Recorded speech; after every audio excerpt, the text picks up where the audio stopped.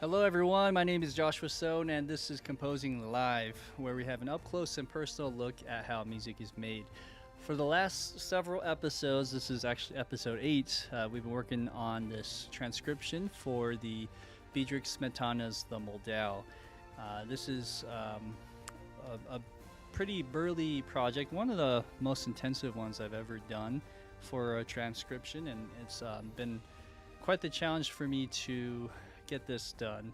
A lot more time than I thought it would take, but I think nonetheless it's a really good lesson to go through, so I thought it would be fun to do this live with you guys. Like every episode, I don't really touch these sessions from the last time we've worked on it, so what you see is where we continue and where we leave off. This is a St. John's Rapids section right here that we've been working on for the last, I think, 2 episodes, or maybe 3 now. And this for sure will be the last part or last episode where we actually finish off the St. John's Rapids. So I'm really excited about that. Once we get to the St. John's Rapids part, we get that through, we're at the last section, or like the, I don't know what you want to call this, a coda or the final section. And so it's really exciting to get that going. I'd like to go ahead now and play you guys through where we were working on from the start. And while I press play, I'm also going to open up the score. And let's just make sure that this is in the right view mode. So first off, I want to do like this. And we have that going. And then if I just scroll through, hopefully that's all we need. Let's see here. I know there's a way to zoom in and it'll be perfectly aligned. Yeah, there you go. Okay. Hey, it's good to see some familiar faces. Sam, good to see you back. And then AJ Soundbites. Yeah, joining back after a long while. You consistently is bloody David Goggins like crazy. I get that reference. David Goggins, he's like an ex-Navy SEALs that's really into, just pushing it and working hard. So yeah, thank you, I appreciate it. Let's go ahead and press play, and I'll go through this with this score.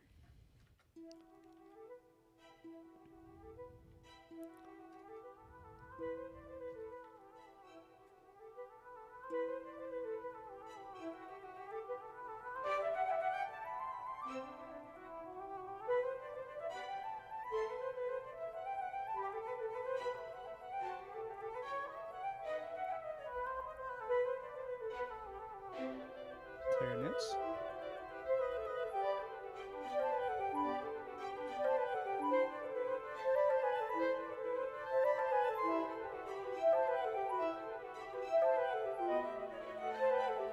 Strings come in.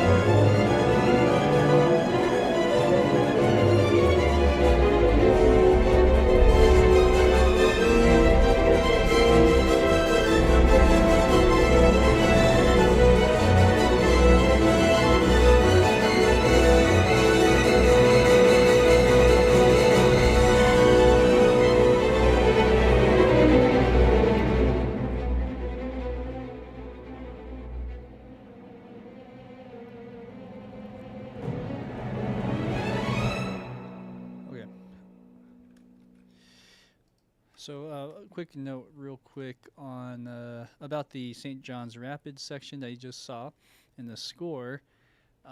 It's missing woodwinds, but you get an idea of how that sounds just with everything else. So we'll spend the first, let's say, hour, maybe more, on the woodwinds.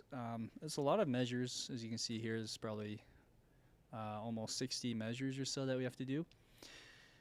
And then after that, we can start on a new section. So that's the plan for today. I hope everyone's doing well, by the way. Today's a really strange day here in Utah. It's actually, it snowed all day in the month of May.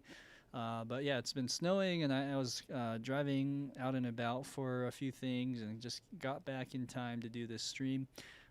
Been a pretty productive week, I would say. I took a few days to try to meet a deadline, and I think I can announce it now.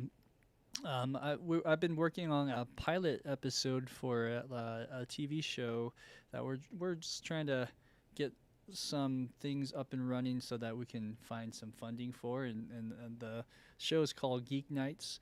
So it's something that I was asked to be a part of just pretty recent, like in the last couple of weeks or so, and so it was all hands on deck. That's why I had to change out my stream so that it was for today instead of Thursday. With that being said, glad to be back and just ready to go. So let's go ahead and change our view here. I'm going to do this side view now. And with that, oh man, I just saw your note, Sam. I've lived in a place where we got to negative 65 Fahrenheit. Yeah, that's pretty cold.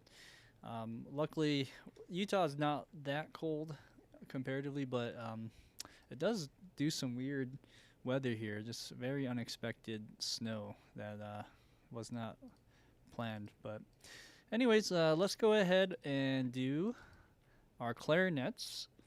Clarinets are one thing that'll help enrichen the sound, but then same with flutes and all that. So let's hear how this would alter the color here. First off, let's look at that together, shall we? So we have this one. I actually spliced this score together, if you can tell. This is page 17. It goes to page 66. So I'm cutting out about 50 pages. And this is still quite the project to finish. So anyways, just to give you a kind of scope of where we are.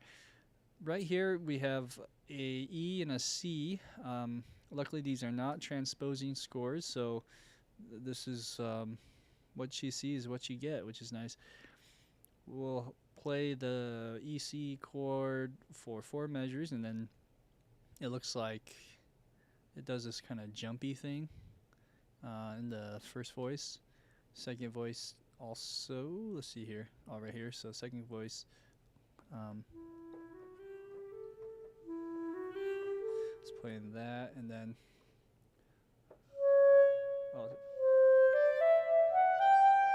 so it's doing something cool there.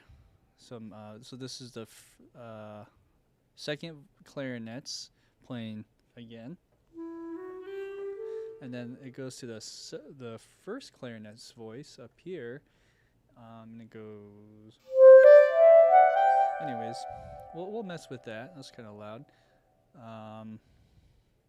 Just kind of looking ahead to see what we're dealing with. So a lot of this is moving homophonically, if you see this stuff. But then over here, you have this thing where it just is kind of branching off from it a little bit here and there. But mostly it's moving together, rhythm-wise. And then after that, clarinets play up till 326. So let's input these notes. I'm just wondering if I should perform these or just draw it in. I think I've had success doing both. I'm kind of in the mood to just write it in though for today, so let's go ahead and write some of this in. This will be quick. All right, so let's hear that with the volume. So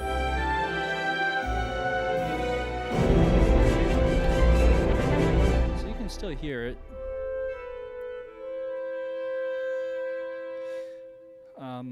What I'd say, let's overlap this a little bit, and then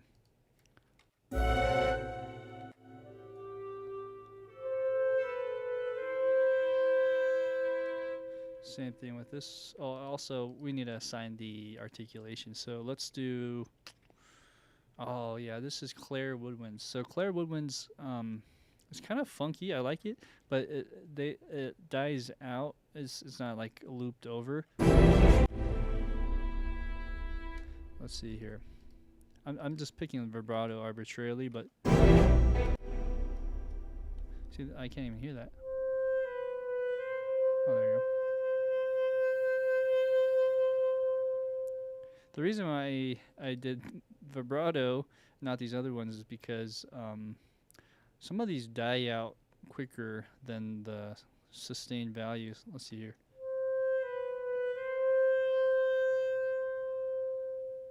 See, as you can hear, that cuts out 3 bars in, not 4 bars, and this needs to be 4 bars. So, and this is kind of the stuff that bugs me.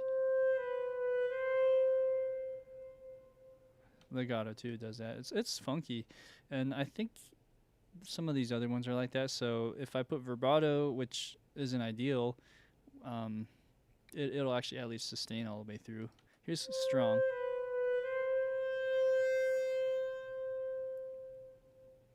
Right, and it's kind of weird. So one thing I could do is sort of re-attack it, even though it's not ideal, but I mean, it's going so fast. I think in reality, someone could play 4 bars pretty easy. But anyways, we might have to do that. What's another option? Another option is I open up one of these, and this is the general articulation patch for the same instrument.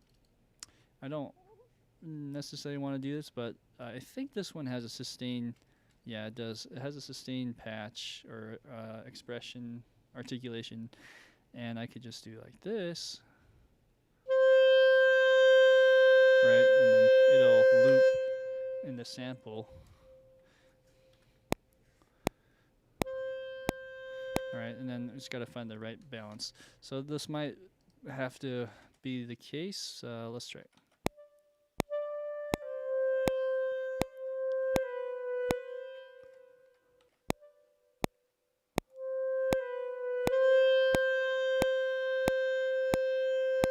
So this is a forte piano thing that's happening there. Hey guy, good to see ya. The video presentation in order of folk strings was great, and the library is exactly what I was looking for. Awesome. Yeah, I'm glad that it helped out.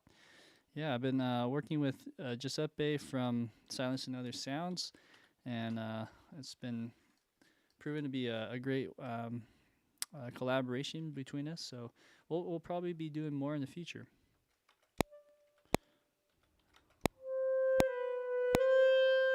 Cool. So let's bring this down just a little bit. Okay, perfect. So that's one articulation for that particular sound. This one is Spitfire.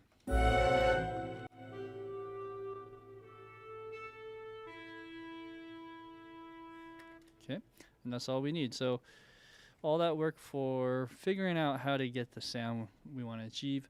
Okay,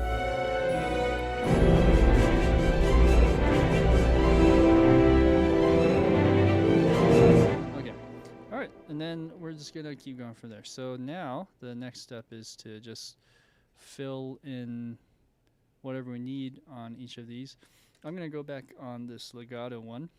Or should I just have all 3 highlighted? Let's do that. Okay, excuse me. Next is measure 275, which is not this bar, but the score bar is 275. We're gonna play an E. Looks like. Yeah. Going back to that Nordic folk strings, if you guys don't know what Guy's talking about, yeah, there's a library by Silence and Other Sounds that I was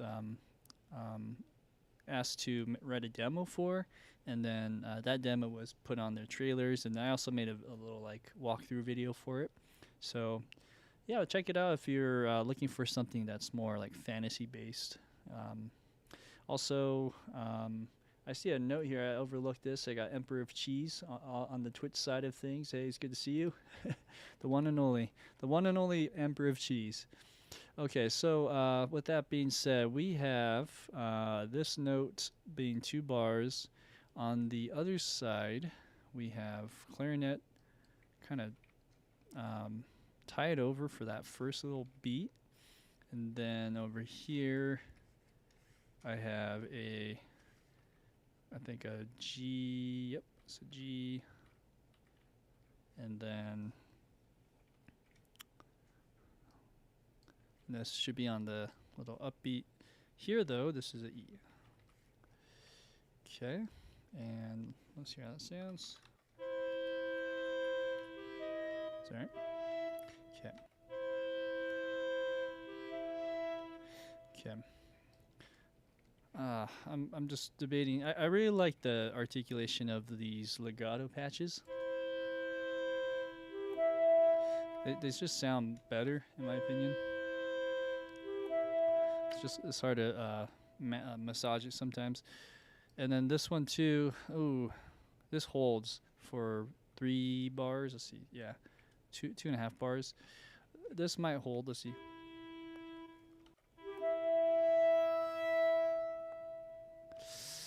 Sort of.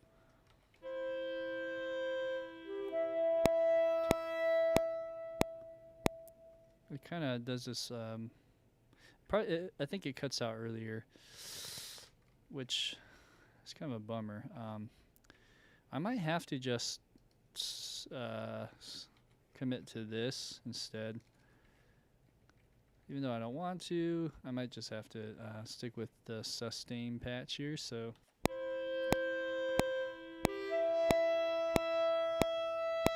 Now, let's do a crescendo.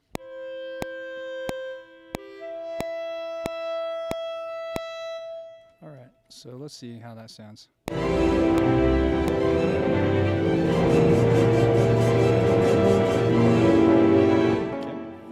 And at this point, I'm wondering if I should just do one voice. So like here.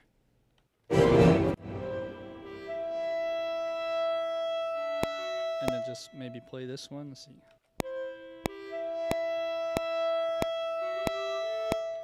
All right. Do do do do. Let's see.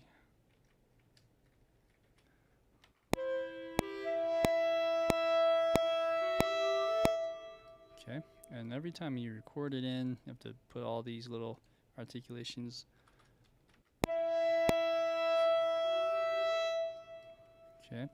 Now, if I do that, maybe I'll stick with the first voicing and sort of imagine what the other voice would sound like. So this sounds a little quiet to me, so I might have to exaggerate this here and then here.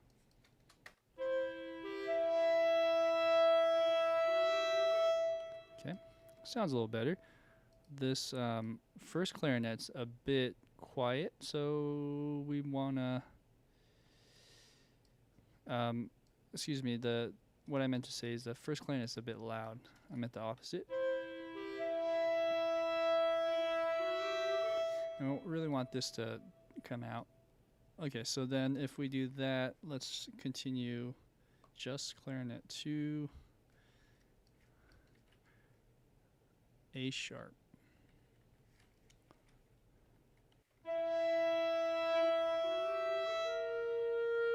Something like that.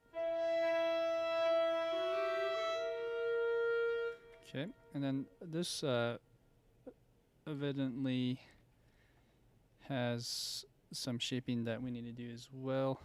It's kind of, there's like some side effects happening here with like where I'm starting this plot point, and it has that ramp mode. So I'm gonna have to shape this part now.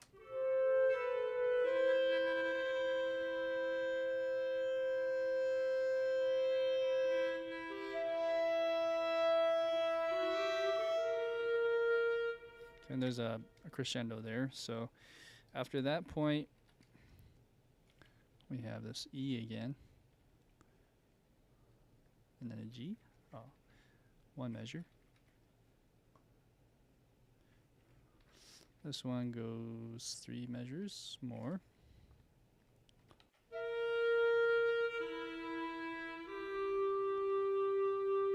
A little crescendo right there. Next, another G. Oops, wrong key. G. G. Okay, so 2 bars of that. And then we're going to do this same thing. Do, do, do, do, do. That thing.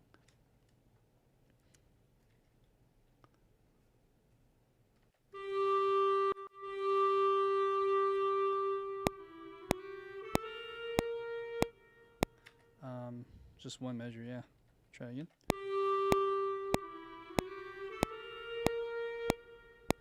Crescendo that as best as we can. Okay, next. There's a E. High E. Okay, and that's, I believe, E4, yeah. Okay, so this goes for 2 bars, 2.5 bars.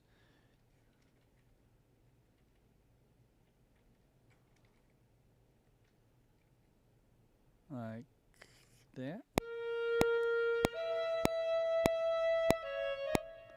And then so on. Do, do, do.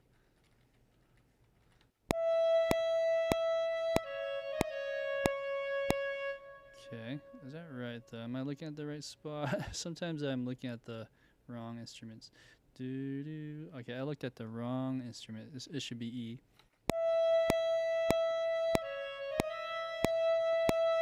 Cool.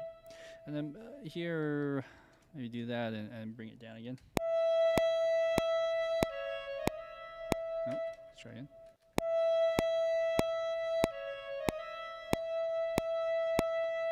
Okay.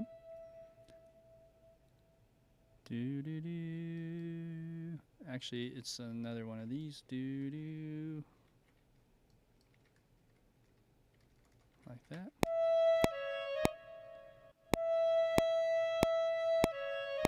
And then do, do, do. Same thing. So I might be able to copy some of this over now that we see a pattern. I'll just do 2 more of these. And why don't we just copy this over as well.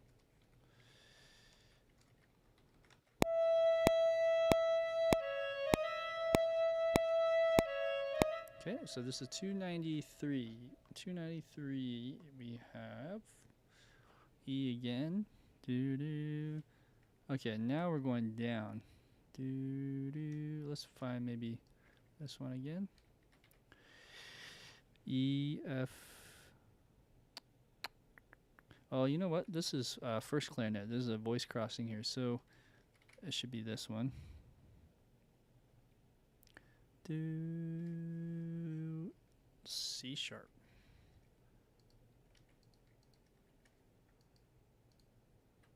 Like way down there.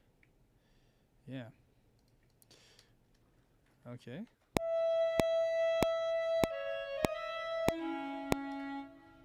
Okay, let's see what.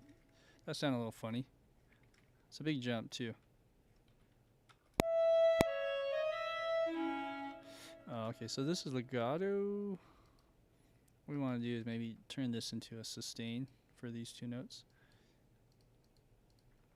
Also, a lot of times when you're using legato scripting, you have to make sure that they're overlapping. Not always, but I've always found that to be the case. So I'm gonna, just to be on the safe side, lengthen that.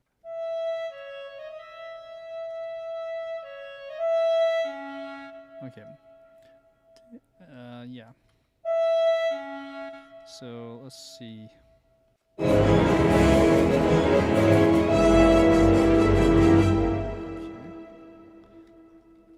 Alright, so now let's solo that clarinet and see what's going on here. So this C sharp, that's low, ties over, and then we have it go to an E. Set that all solo. Okay, and then you have G.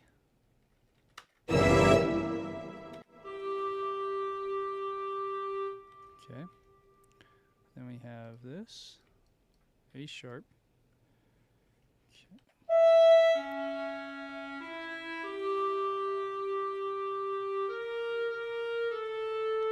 Okay, let's look at the next bar. So I'm not sure if this is right. This is measure 300 in the score. This should be a A sharp.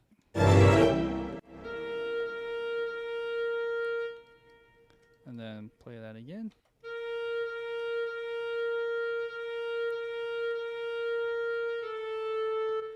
F sharp. Okay, to 1 bar. Hold on, let's see. Did I get that right? D, D, D, D, D, D. It should be a D, not F. Look at the first clarinet, not the second clarinet. So the D goes a bar and a half over. Oh, it should be F natural. Alright, what is this now? This is probably something similar to maybe this one. So, but we're going up to a G sharp. Yep. By the way, if you guys are wanting to learn the theory behind this section, I'm gonna do some analyzing as well in the chord track up here once we finish the Woodwinds. So that'll be in the works. Here we go. Let me go back a little bit.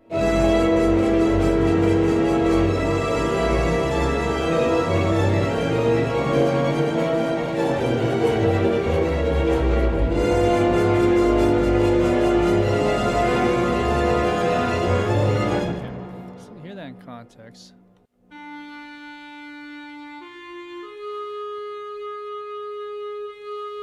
So,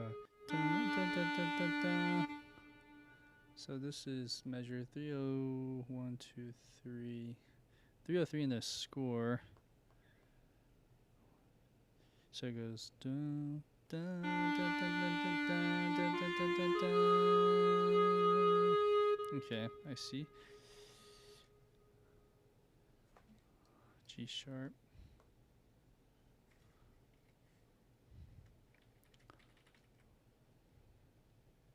G sharp. All right, and then this is F sharp, F sharp. F sharp again.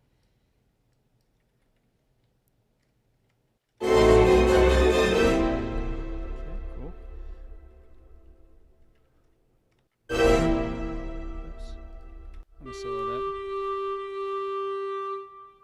Cool. And then A.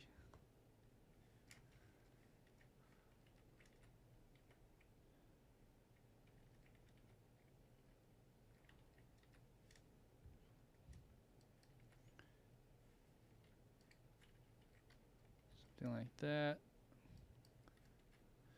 Okay, this is 321 right here, and the score. Okay, this one actually goes 2.5 bars out.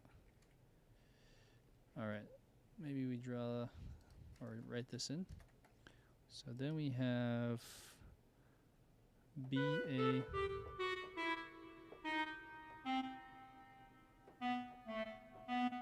Like that.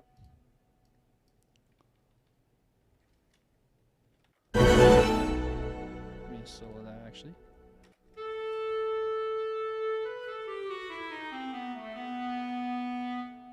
Okay. This is half a beat, or half a bar. Okay. And then what? 326, this is it. Or did I skip? 326, yeah, okay. Last note is an A.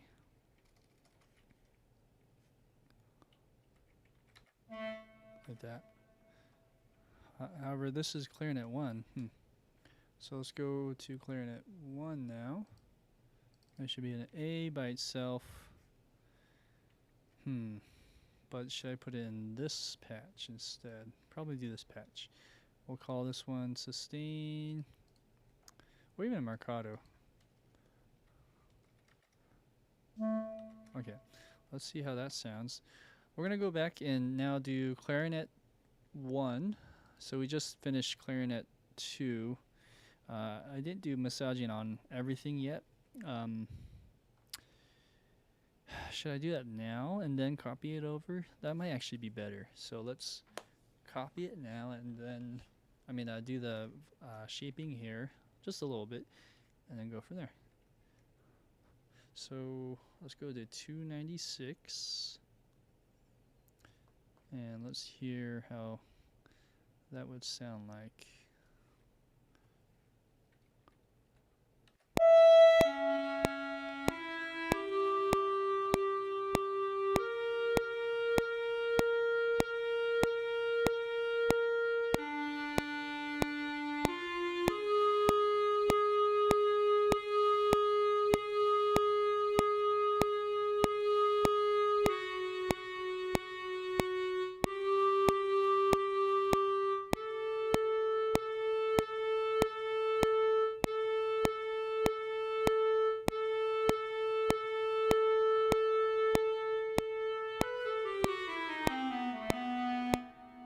Okay. Yeah, it's just kind of hanging out there pretty loud.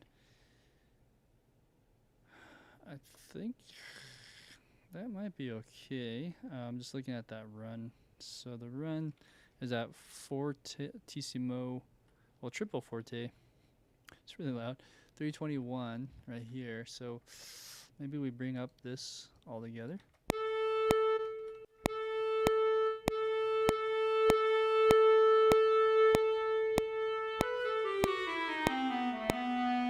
Okay. So then if I were to start back at 271, or actually I gave a little bit of a head start on that clarinet 1 part here. So whatever that measures, 112 in the DAW.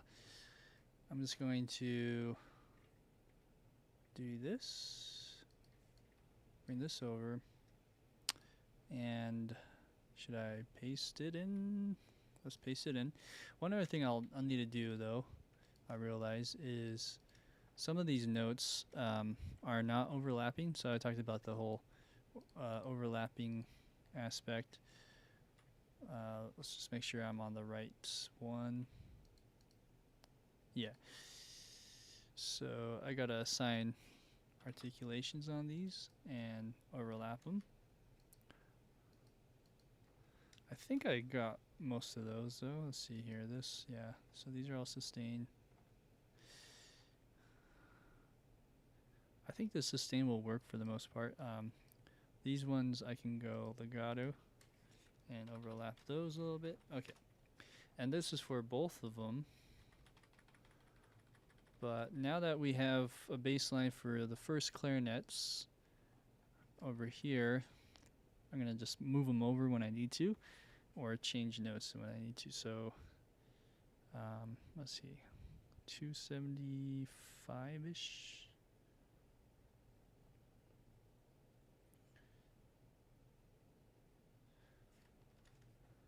Somewhere around here. Okay, let's see. So I got that note right. The E holds over. 1, 2. Okay, so right here. This is where I need to change these notes out. Let's see. Let's also add this in. I'll use the big screen like that. Yeah. Let's go and zoom in just a little more. The reason why I want this is because then I can sort of copy and paste certain lines like this over here.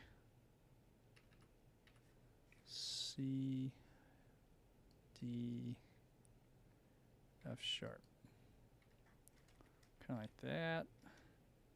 Okay, and these should be overlapping, but I'm going to lengthen them just a little more. Legato. These don't have legato.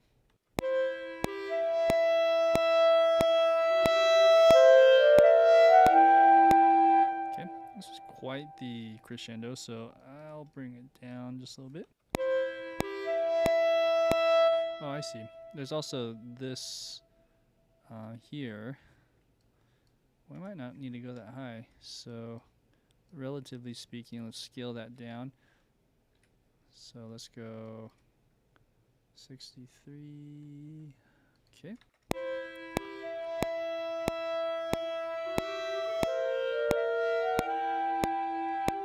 Cool.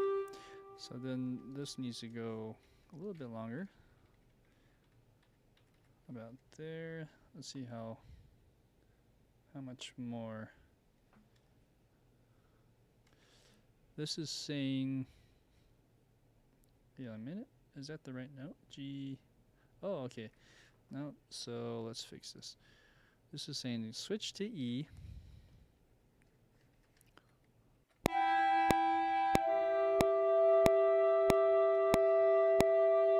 Tie that over just a little longer, and then we do this jumpy thing again over here.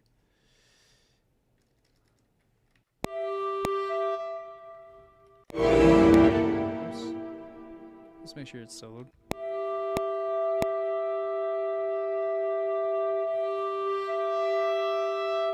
Yeah. Dynamics are good so far. I think we don't have to change anything there. Okay, so then we cross over to this idea again. This time we're going to delete this. Put this over here.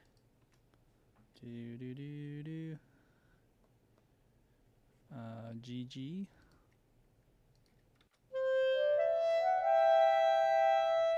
And then it goes to E for the whole bar. And then, oh no, wait, let's double check that. No, that's right. So then over here we have half a bar of this. Okay, GG, E for the full bar. G sharp, G sharp, like so. Da, da, da. Okay, moving on. This is 127. If I go over to, what was it? Is it global tracks? Yeah. Turn this on, then I can see which score measure I'm on. So we're getting close to about 295. This is 292. Let's find that. 292 is right here. So I have an E. Okay, so now it's 293 over here. We have another GG.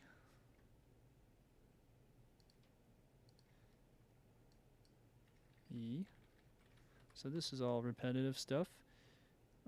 But it changes once we get to this part. Let's see here. Let's delete that. Oh, there's two of those. Same with that. Interesting. Okay, so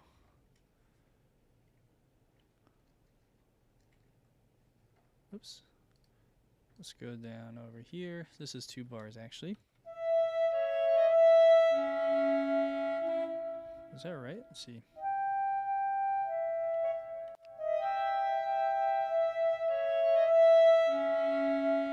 Okay, so we're tying this over, and then it changes. Over here we go. Oh no, I'm looking at this funny. Okay, so it should be like this. Okay. Did I do this right? I hope so. Let's see. So 295 is this one. And for some reason, I feel like I'm 1 bar ahead now. 293, 294. Yep. So this goes down. So this is just 1 bar. Oh, I see. It's all getting blurred in there. So going to 295, I do a low E on here. E3 above the middle C.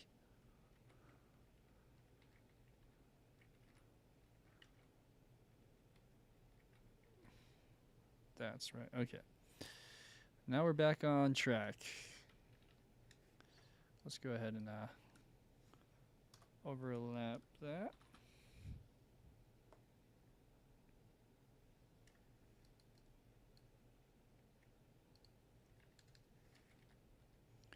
Okay, so there's another line here that kind of does this swingy da da da da da da da da. So you have A sharp, C natural, C sharp, D sharp.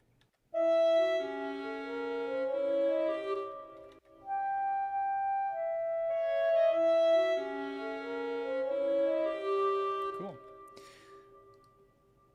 All right, have a good night, Sam. Take care. So we have here C sharp.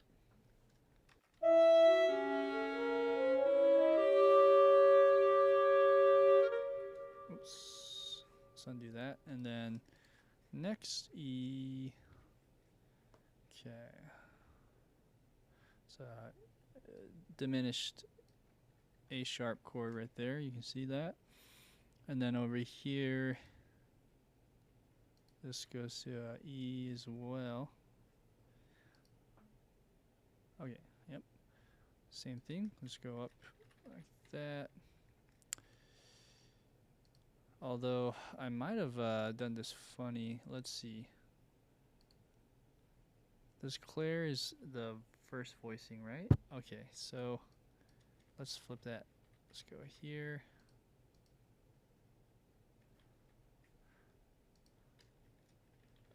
There we go.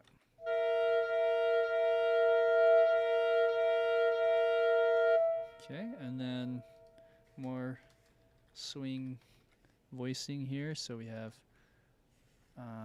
F, G, looks like a double flats.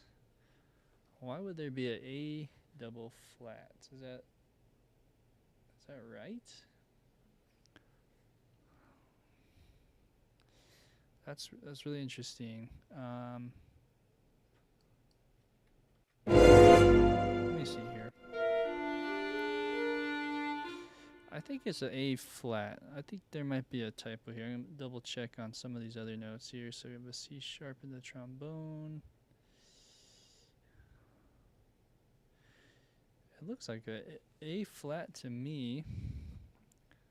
Or G sharp. Yeah, let's just keep it at that. Next. Then we have more of this, so let's continue this group. This should be B, C sharp, D, E. Great. Here's your D, another D,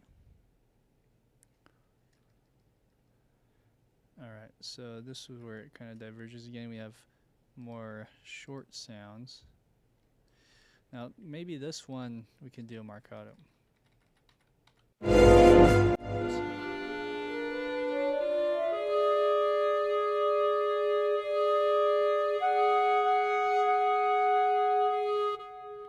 Alright, let's double check these notes here. That should be cool. We'll keep that marcato going here, or only when it says it, so how about that? Yeah, okay. We'll bring it back to sustain. So this is now 310. Just gotta double check, make sure we don't get off track here. This is C natural.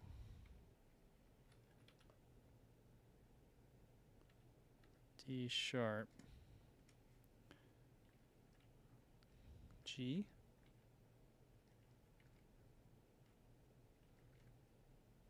A. Okay. This is 316, right? Let's see. I don't see measure, so 311, 312, 13, 14, 15, 16. This is 316. I'm going to make a note right there, so in case we need to refer back to that. So score measure 316. Now we have these notes going to F sharp.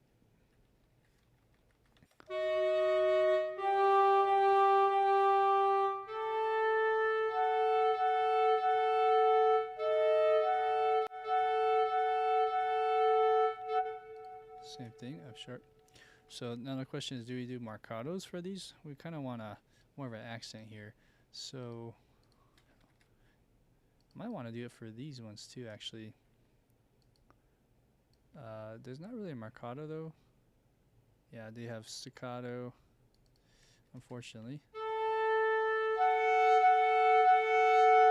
So maybe like for this one, we just bring up the volume a little bit.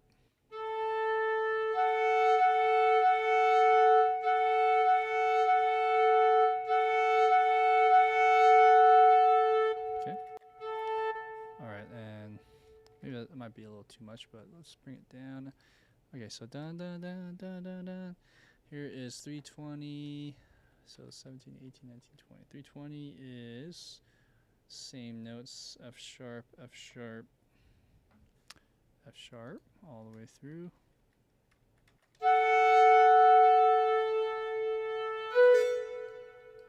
Okay, so this one doesn't hold out. Let's do sustain on that one.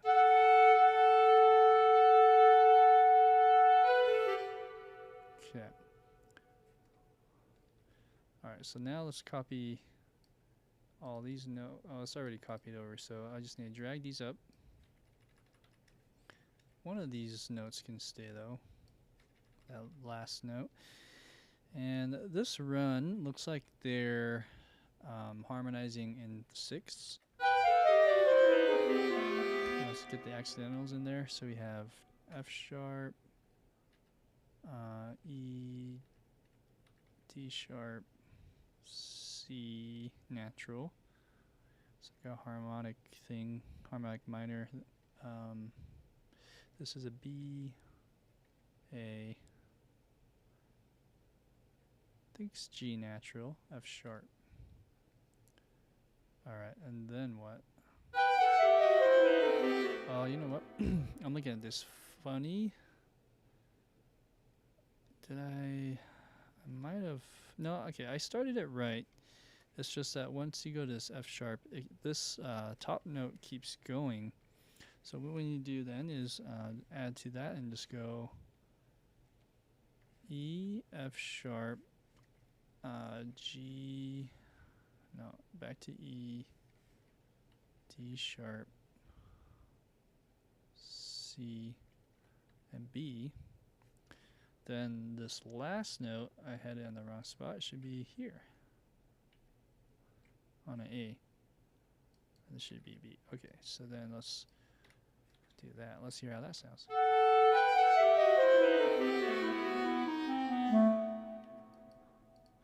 Okay, so this Marcato might work. I'll keep it, but let's bring it down. Okay, cool. Guy, you have a question. John Williams or Hans Zimmer? Or impossible choice?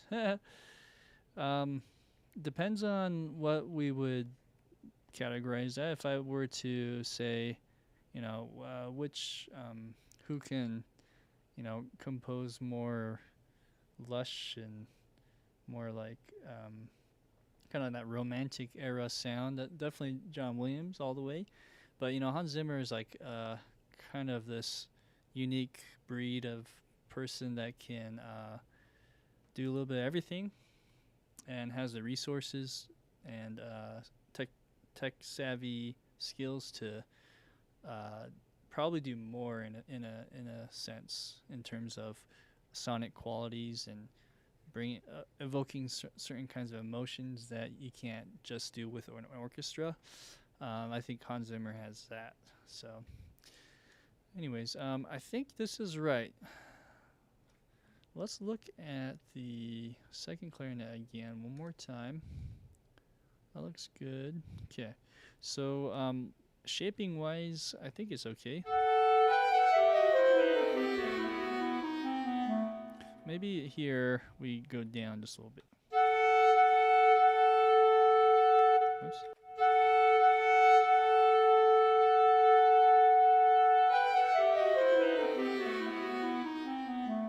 Because this needs to go down to like piano. Not yet, but it has to get really quiet towards the end there. So maybe even employ the use of this and go down just a little bit.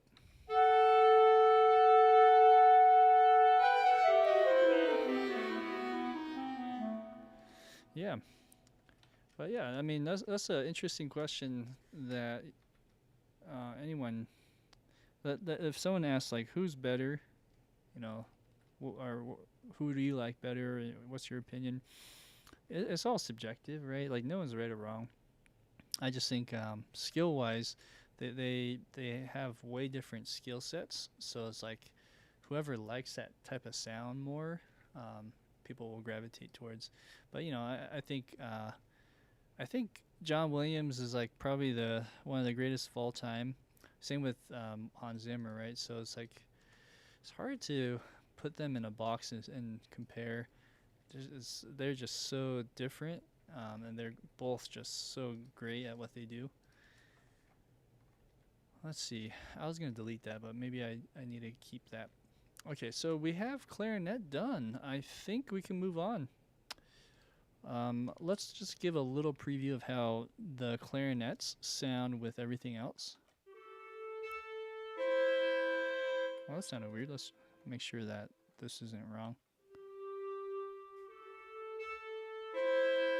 Oh, I see. It's just reattacking it weird.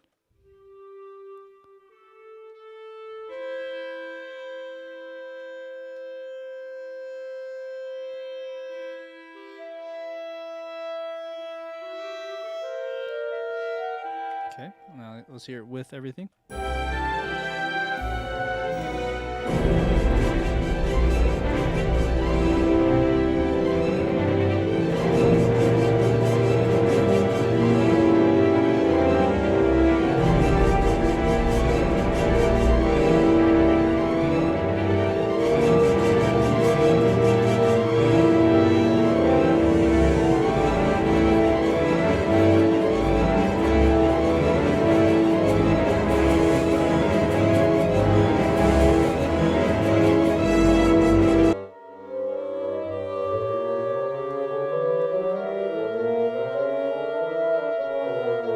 Okay, moving on.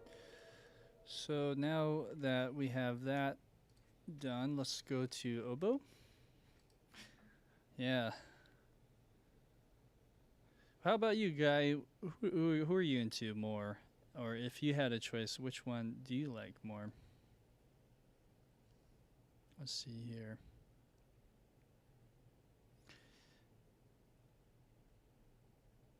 So this is 271. Oboe, right? Oboe is the name of the game. So oboe has 2 oboes as well, so 1 and 2. Let's see.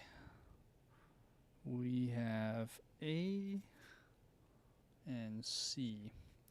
Actually, let's look at it together. So on the oboe parts, 271 right here. Huh. I don't know what that mobile user, whatever that was. Hopefully that doesn't show up again. I'll have to see what that was. What we have here then is we have the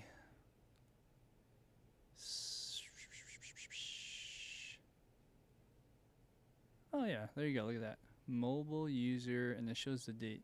I think this is just going off of the notes. And if I don't think I can delete that, huh? That's so weird.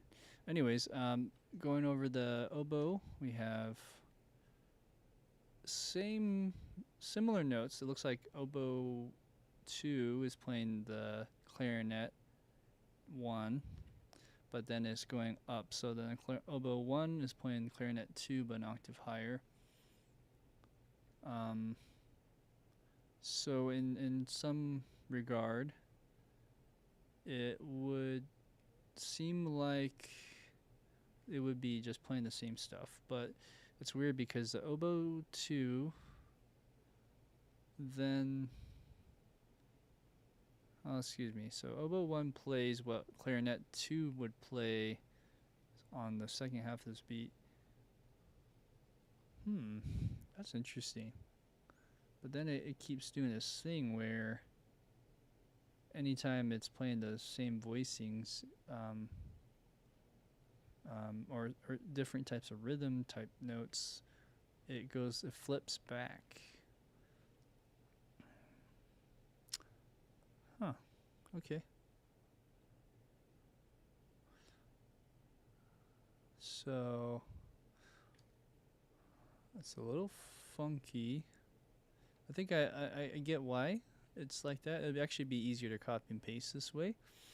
I just have to change some of these notes as we go and do that. So let's just double check, make sure they're all in unison in that regard, or doubling the clarinet in that same fashion. It looks pretty good. Just like kind of quick observations, like this is spelling a chord, C sharp, E natural, G sharp. There's a C sharp minor chord right there, but some of those, like, yeah, and some of these are not playing the exact same thing. So I just have to double check and make sure we're good to go. But it looks like we can copy and paste most of this and then change the notes on the fly. Okay, so it does diverge here, looks like. So from even up on 320, oboe 2 plays that voicing, and then it just keeps changing. And this is probably doubling more of what the strings are doing. E, okay, so it's probably doubling more of what violin 2 would be doing, but an octave lower. Okay. All right, and then our last note is on 325. Good to know. So just a little observation there. Let's go ahead and find clarinet 1, clarinet 2, which are these two right here. Great, and then we'll just go like this. Bring this over, and we're going to revise them as we go. Okay. Actually, let's do the big one. Big view. So over here, we have, let's think about this again. So sometimes oboe 2 parts are flipped, right? So oboe 2 should be where clarinet, oboe 1 should be, but an octave higher. And then I take this one, and I cut, and I go here, go down. Something like that. Let's see. Oh, man. Let's just make sure I'm on the right spot. So This is 271. I might be going ahead of myself here. Okay, for I think I was right. So let's just undo that. Up till 108 is probably good. Yeah. All right. Then this is playing out as it should. So the bottom voice. No, that's not right. So this one should go here. And then this voice should go here. Let's see. Yeah, it's kind of confusing, but okay, let's see here. If I were to solo just the clarinets and oboes.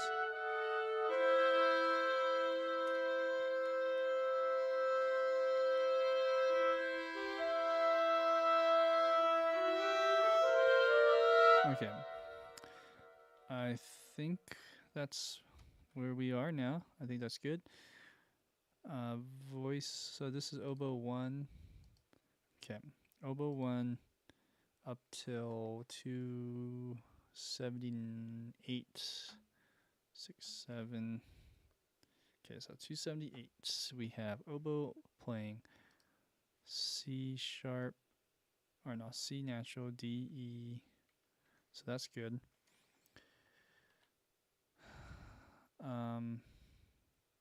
Let's go back though. Let's double check oboe 2. Oboe 2 plays this E sharp, E natural, F sharp.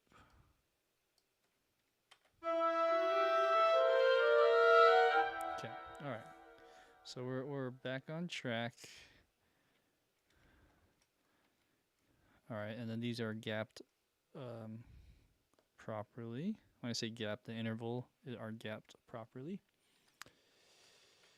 And Guy, now I'm finally getting back to your notes here. You said even if both are infinitively great, my heart goes to Hans Zimmer and Joshua Stone, of course. Aw, thanks, man. I appreciate it. Well, I mean, I'm still relatively young, but I'm not getting any younger either. I'm 36 years old, so for me to get to where any of those great composers or A-list composers, it's gonna be a long road ahead, but I'm having fun, and this is a great time to just enjoy where I'm at with all of this. And doing the actually, I know that doing this kind of stuff in the long run will help just my sense of composition. So this is partly why I do it. Eventually, we'll go back and do some more original stuff. And when we do original stuff on the live, that's what I always look forward to.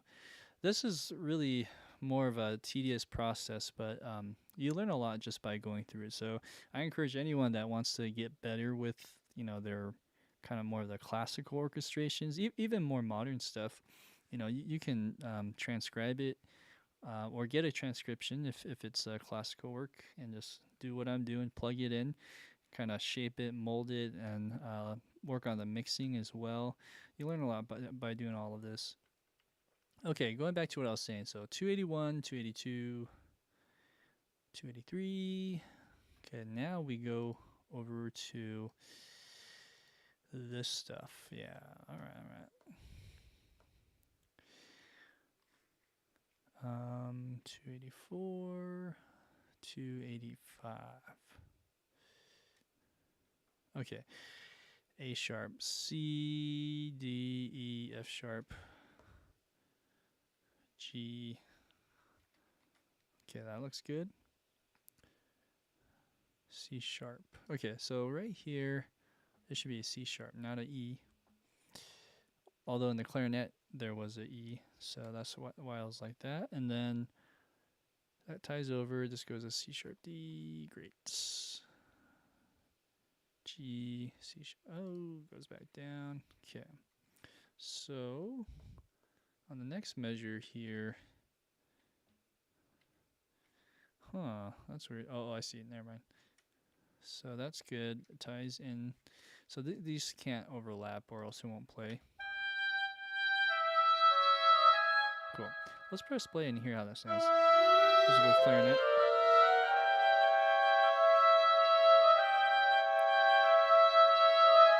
Okay. Up till there sounds good in my ears. 291. 4, 3, 2, 1. Yeah, so 291. C sharp. C sharp D. Okay. So then we go here and we go whoop. All right.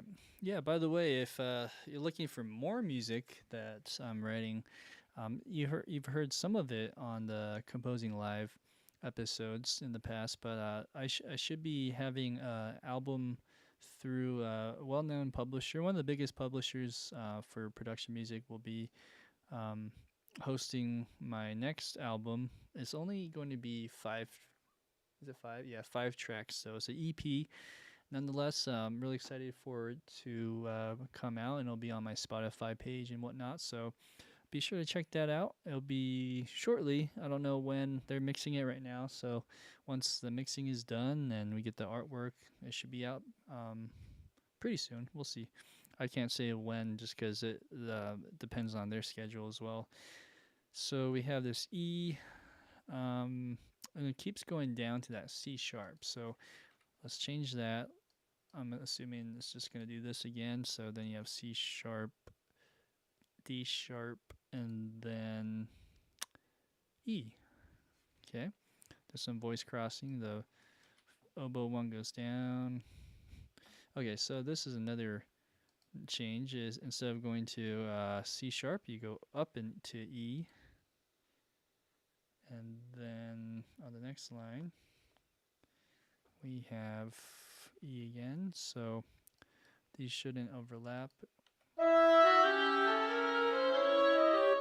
Okay, and then we have G.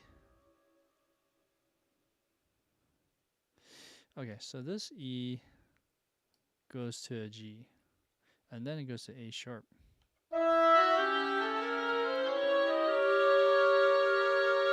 Ooh, what kind of chord is that? Ear training. Okay, I don't know exactly, so I'm gonna also play it. So it's diminished. So some kind of. So start on a G. It would be a G diminished, fully diminished 7th. Right? Am I adding an E? Oh yeah, that's why. So this needs to go to E. Okay, I can hear that all day. And then going to the next part here. Yeah, I'll keep it there. And then we have E. This is where it changes drastically. Then you go A. This goes to C sharp. So this is probably another diminished chord.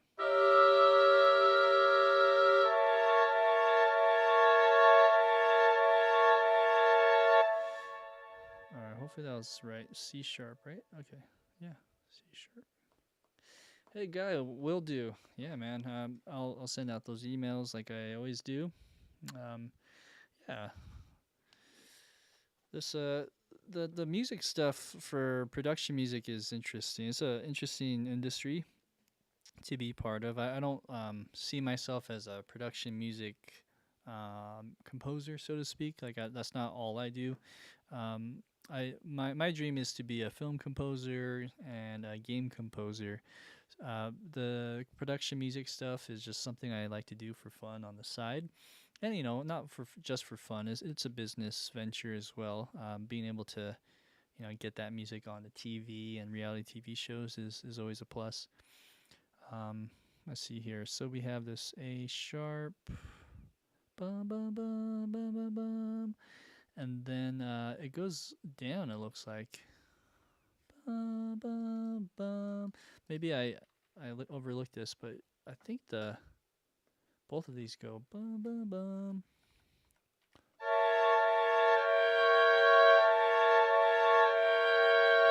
Okay, and then you have this change. That looks good. This should be F.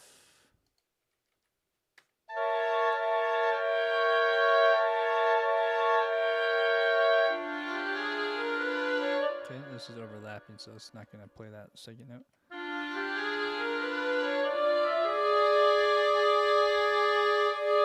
Okay, now let's see. Let's analyze this. I did this wrong. So it goes that way.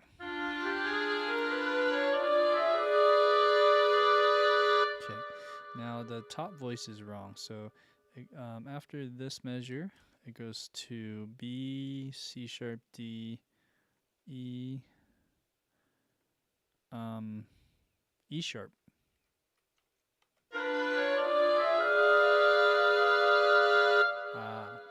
Makes sense. Going to the other one. So I'm doing the oboe 1 and oboe 2 together on this one just because it's all the notes are there. It's just you have to change them as you go. And then this should be F sharp. Yep.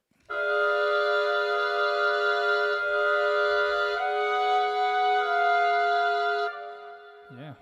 And then same thing here. We'll want this to be marcato based. But it should be... Did I make a mistake here again? Let's see here. What's wrong? Oh, I see. So this part is right. I'm jumping ahead of myself. So this should be F sharp and then E sharp. This should be B.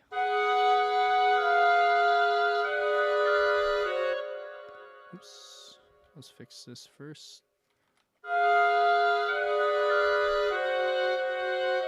Okay.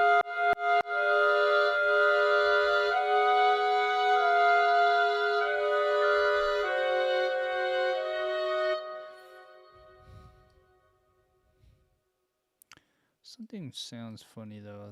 I'm not sure what's happening here.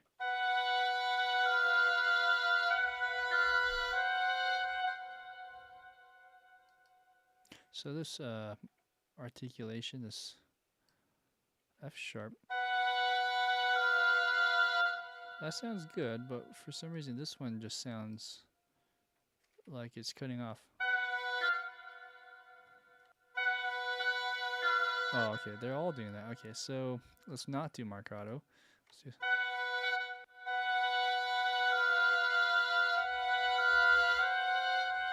Okay. All right. Well, every patch and every sample library is different. So then after this point, you go F sharp, F sharp,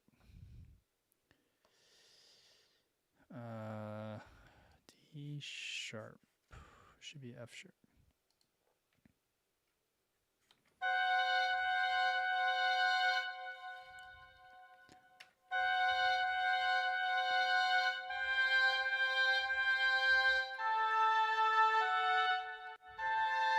Okay, that part's right. Moving on. I like hearing it, just getting that instant feedback. Just make sure it sounds right with the clarinet. Okay, actually this one goes da, da, da. Oh no, and this should be E. Okay, let's double check though. Yeah, that says C. Okay, then we go again. A.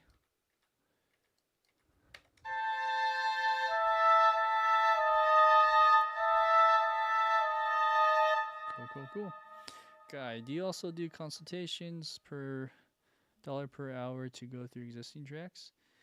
Are you saying like for listening to your tracks and going and giving feedback? Yeah, I do. I would probably consider that a lesson. Um, yeah, like a coaching or lesson. If you ever want to do that, yeah, we can arrange something. You can always reach out to me on my email. You can also just find me on my website, and then should be a email there too. Um, at some point, maybe I can also just listen to what um, other people have. Perhaps I can do that like on a live stream as well down the road. If that's something you're interested in, let me know, and maybe we can arrange something with that as well. So then we have this part. Da-na-na, na-na-na. You do that twice, and then it goes A. But this one changes. This is going E, D sharp, E, D sharp. So maybe here we can do like a staccato kind of thing, or even a tenuto. Let's see. Tenuto might be better on Spitfire. I feel like the tenuto is like their marcato one. Yeah, that sounds pretty good. So then going to the oboe more. There's more of that. Dee da dee da. Except this is like this. Like that.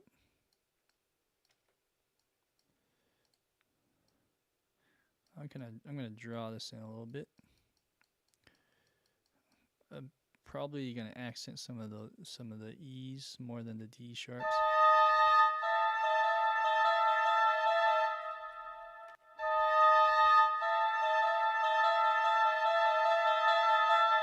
Cool. And then E, D sharp, C, natural. Yeah.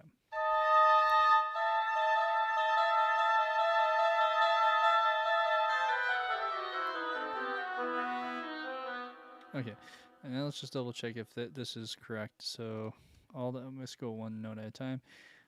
With oboe 2, we have E, D sharp, C, B, A, G, F sharp. Okay. Here it changes. It doesn't go down. It just kind of hovers over this part. There's your E, there's your D sharp. Okay, and that you drop out there. I'm always fascinated by how classical composers work on their runs as an ensemble or as an orchestra.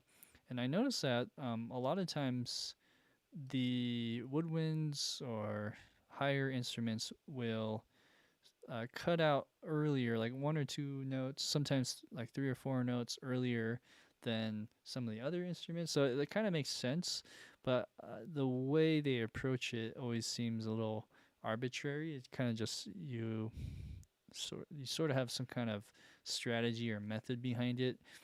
Um, like why stop at D sharp? You know, it's just funny how you see that, but then on oboe 2, or that's oboe 2. On oboe 1, let's look here. It looks like it's gonna cut out two notes after that.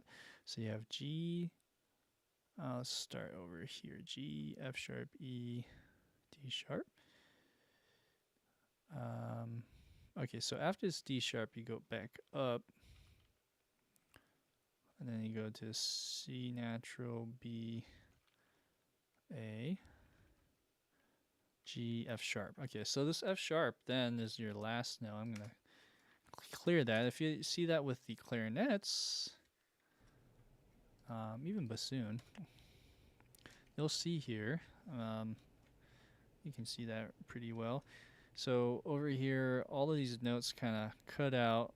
This is that clarinet or oboe 2, oboe 1. The last notes here. Let's see, look at clarinet. Clarinet, the last notes here. So there's a like a rhyme and reason behind it. And when you press play, I guess the true test is, does it sound like it's all dropping out in a very smooth way? Right, it does. I might have to massage that now that I'm hearing everything in context. So, for instance, here the bassoon needs to drop down a little more. So let's do that. And I'm actually just using the CC7. We're gonna shave some of that off, and then like this oboe can go down over here more. Same with this. I'm just kind of pushing it back so it triggers that. And then, what is this, clarinet? Yeah, let's try again. Oops. Well, that sounds cool with the strings, but let's just listen to the little woodwind part.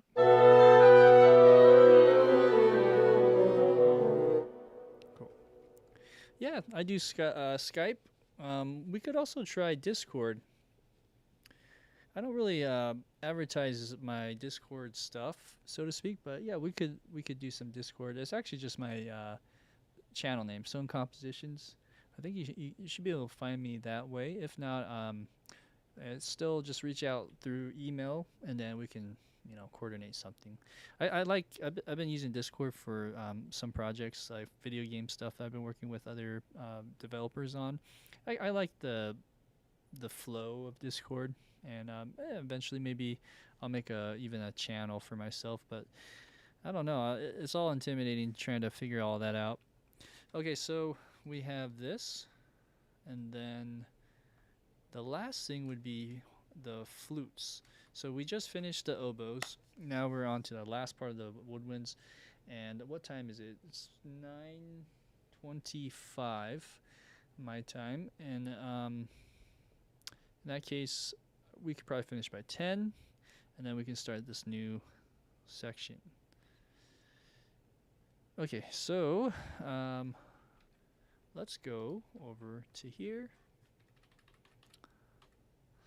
By the way, if anyone's new that's watching, whether you're on my Twitch channel or the YouTube Live, if you are enjoying what you're looking at, this is what I do all day, every day. I'm a composer by day. Work on anything that's media or entertainment oriented. And then on my free time, like this night or usually Thursday nights, I do my streams.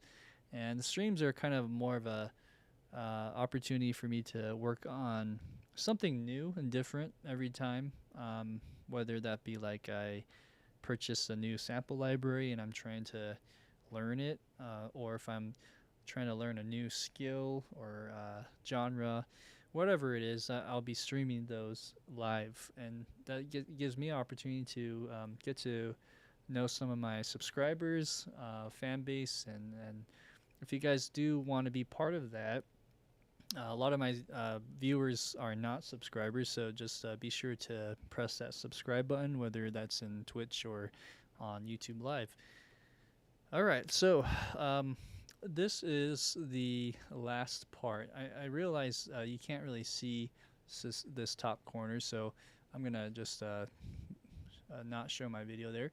So over here, the flute is just one note, and then it drops out. So the flute doesn't come back until here, 276 on that measure. Now to analyze what's happening, it looks like the flute 1 is completely out, and it's just flute 2 because these are going down, and it does say piccolo on it too. So let me just double check. So this says flute, but all of a sudden on this score it says piccolo. That's interesting. So then I'm wondering if it's below. Oh, I see.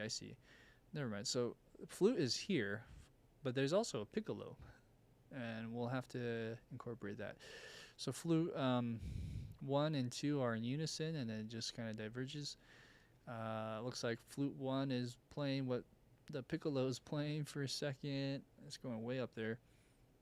Then on the next page, the piccolo drops out. There's no piccolo, and then it's just flute 2.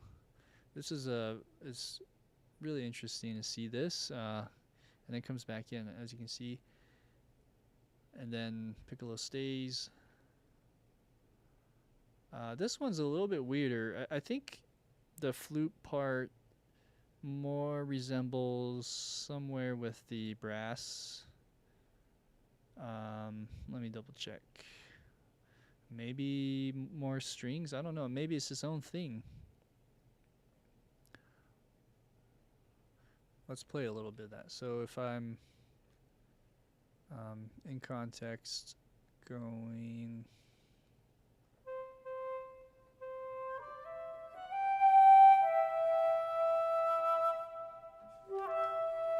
and like and then even higher. So that piccolo note, it's like it won't even go that high. But yeah, swing.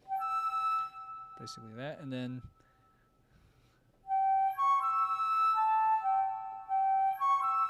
actually it's 8 octaves, so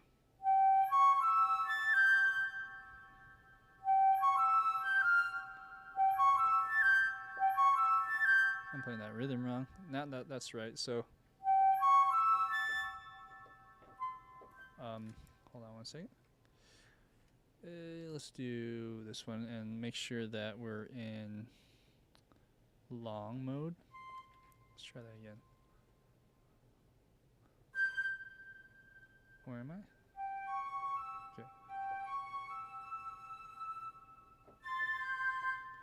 I'm playing both of those voices one more time.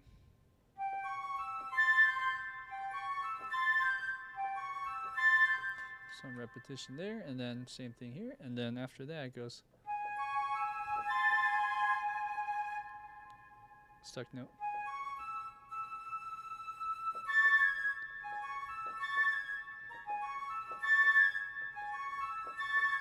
And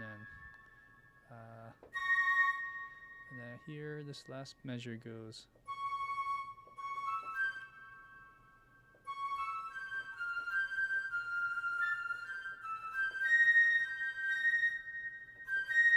that doesn't play that C sharp. Okay, anyways, and you get the idea. So I'll go an octave lower, and then yeah, but this is all an octave higher. So this is really interesting line. It's similar to the strings, but not. It's like outlining the notes: C sharp, G. Yeah, it's something like that. Wow, this is an interesting orchestration for that part. Okay, now we need piccolo, looks like. So let's load that in. We have Spitfire piccolo. Okay, so that works. So now let's put that into the mix. So there's 3 instruments to add in. Guy, you're on Discord. Awesome. And the search returns your result for... Alright. An invite is needed. Yeah, probably invite. Yeah, so that I think that's where maybe rather than giving that the name, I don't know even what my ID number is. I can't check that right now, but we'll just talk outside, just maybe through email, and we could do more of that kind of stuff afterwards. Yeah, I'll be great to meet you and hear your stuff that you're working on. If anything, just so I have a better idea, what's your primary instrument, and how many years have you been composing, just to kind of get an idea. So 271, flute. Let's start there. This is like that. Okay. This is funky with this flute. I'm just trying to figure out what's the best approach, but I guess we'll just have to play through and see what happens. Okay, let's not die down so much.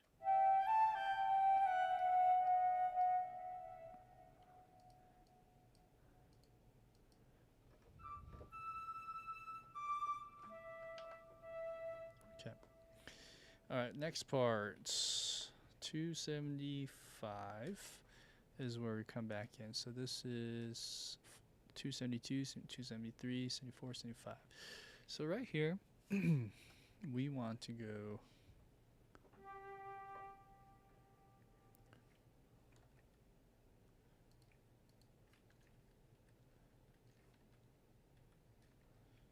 that, and then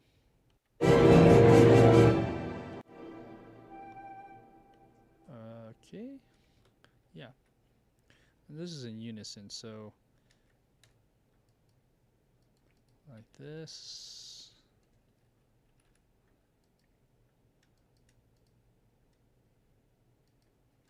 All right. Oh. We're gonna double that over to flute 2, or I think that was flute 2. This is flute 1. Cool.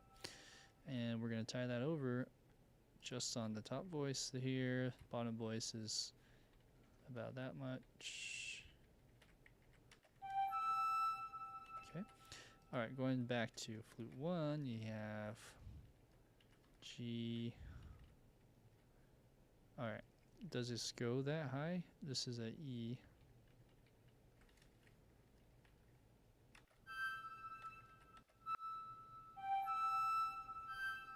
Oh, shoot.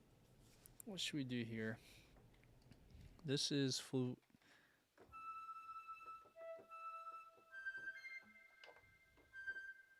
Doesn't go that high either. Huh.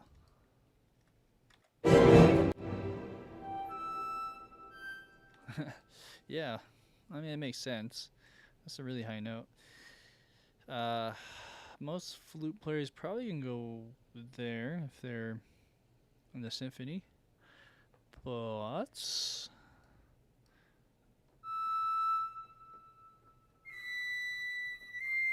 the highest note here is a C.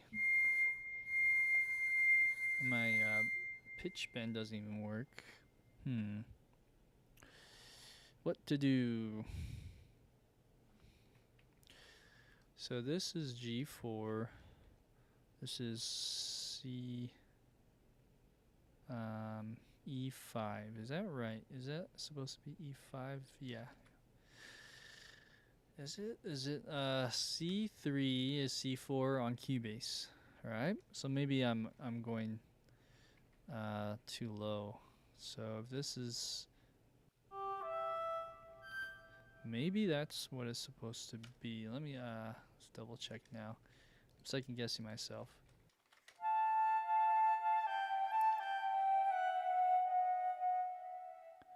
Cool. It should be E5, not E4, E4, E4. Yeah. Okay. Then I think maybe I'm just too high. So what I had originally, I think will work. So we have this note here.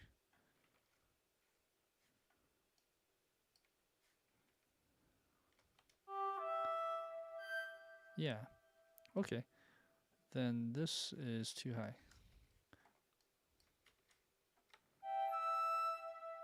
Haha. Now piccolo is an octave higher sounding, from what I understand. So if I were to go to the piccolo side, we just copy this over. Oops. Put that on the piccolo. And it should be it's written the same octave, but it sounds an octave higher, from what I understand. And if I can solo that, yeah, okay, there you go. It's really high up there in the stratosphere. So like bring that down a little bit. Okay, probably better. Let's keep this same.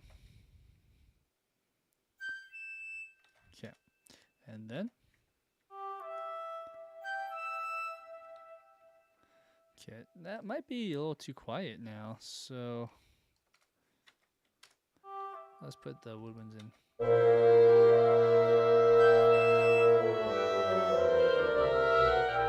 Okay, so this needs to really tail out. I feel like the piccolo needs some reverb. It does have reverb, it's just on ascend, so what I'll do, double check.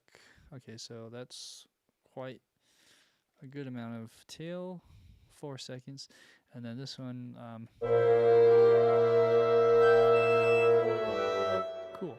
And maybe we can EQ some of that.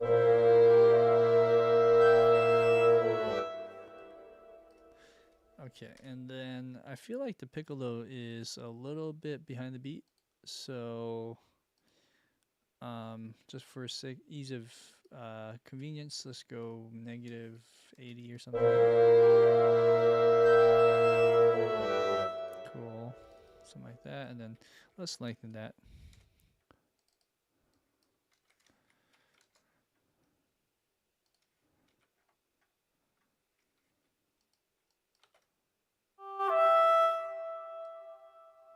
Sounds like a clarinet almost.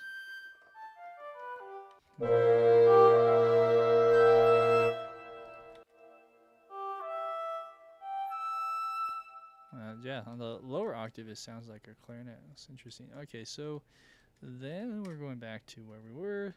I think we got this. So let that ring out. And then it's just clarinet, flute 1 again. So over here at 278, is that right? 79, 80, yep.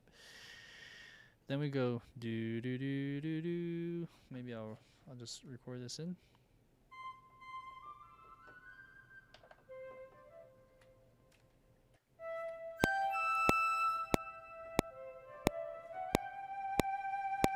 Alright, let's make sure I'm way up here. Like that.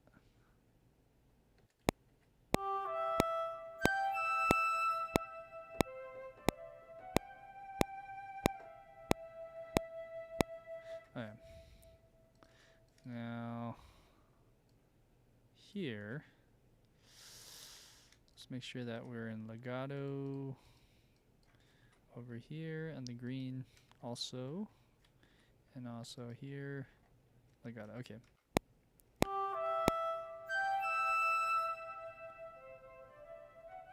So quiet. Shoot, maybe all of this needs to be louder.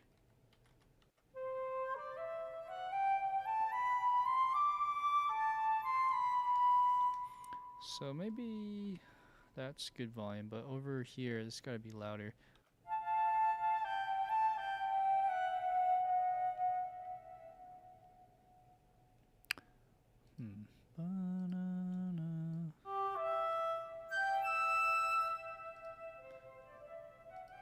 Even this last note is a little quiet, so I'm going to bring it up.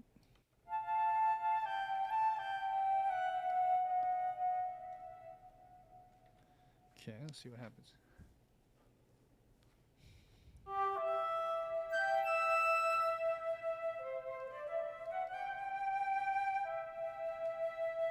Okay. Alright, so there we are. On here then, let's just keep going. This is the next measure. You tie it over. Oops. You play this again up till there.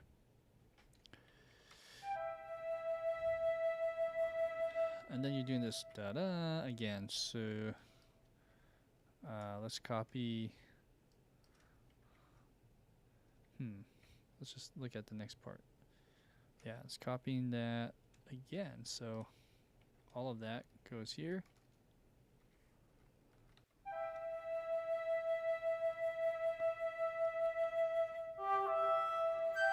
Okay, wrong beat. All right, and then let's listen just the woodwinds all together. That's not woodwinds.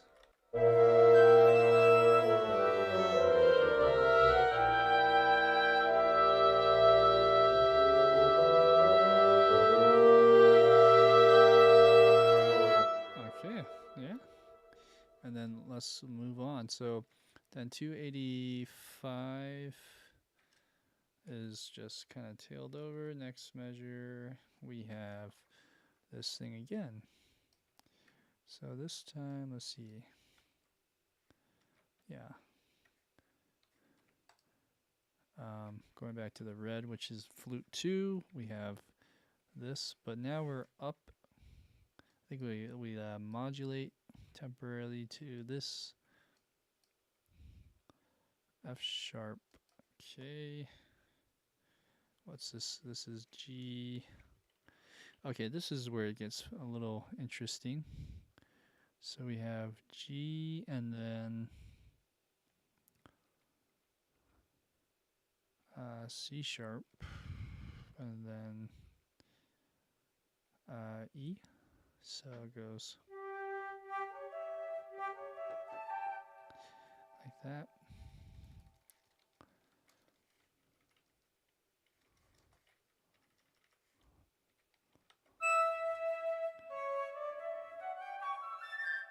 All right, cool.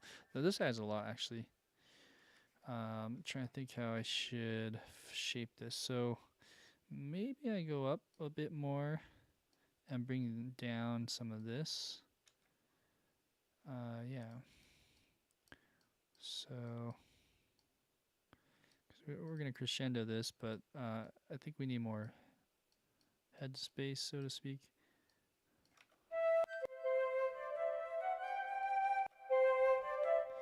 Right? That's a little too much. Okay. Here's the Woodwinds again.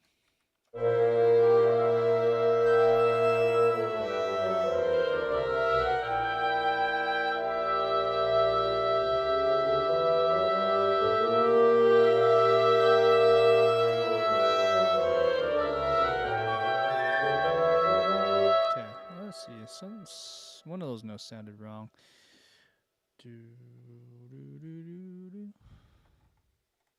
Alright, so that C sharp was not convincing. Let's see. C sharp, D, E, F sharp.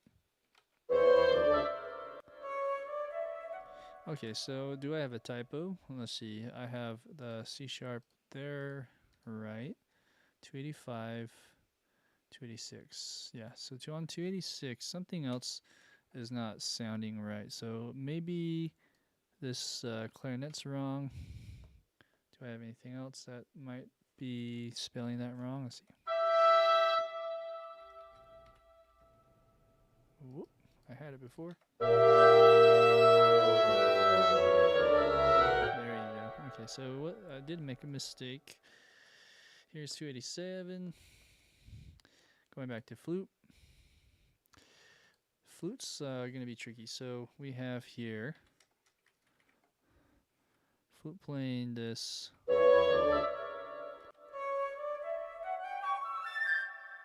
Right?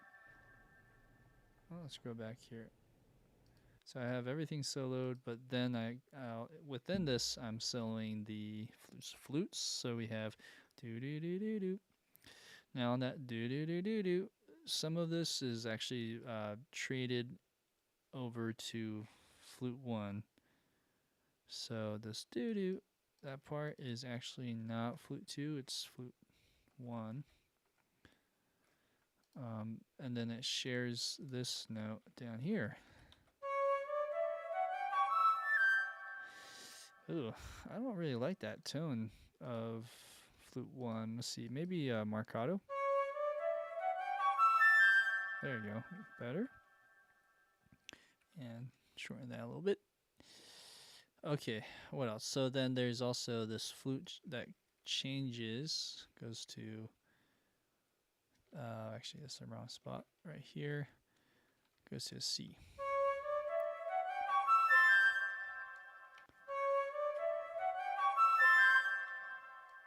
Now, it's probably C sharp. It says C, but it might be a C sharp. That's probably a typo in the score.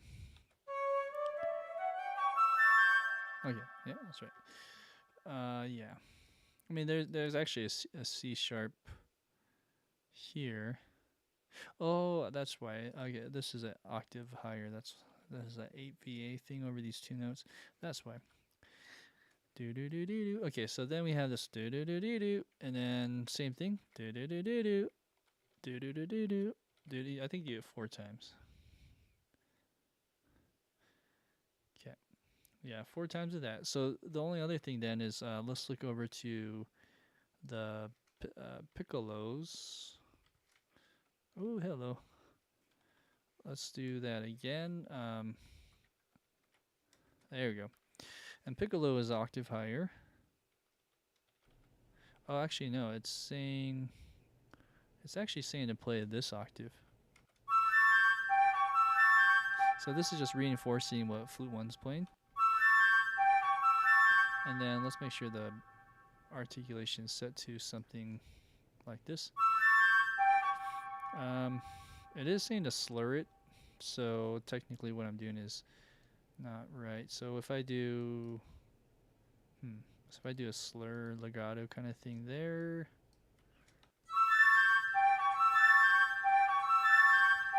And then maybe this is saying to do a staccato. What if I went shorter here?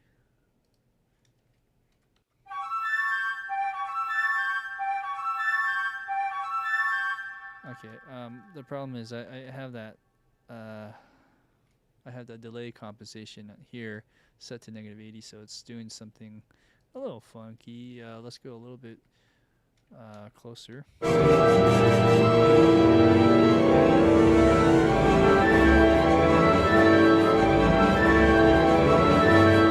Okay, so that's basically that in a nutshell.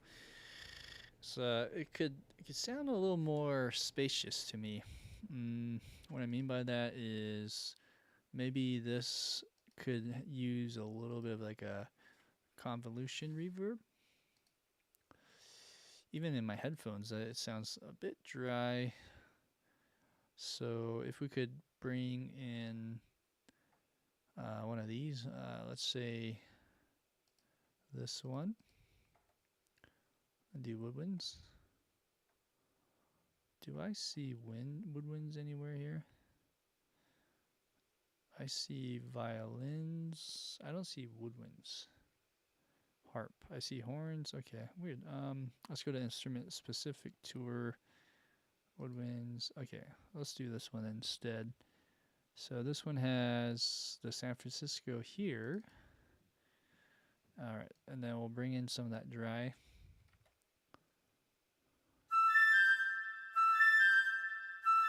So let's hear how it sounds without any. Let's make it all wet, a little bit more dry.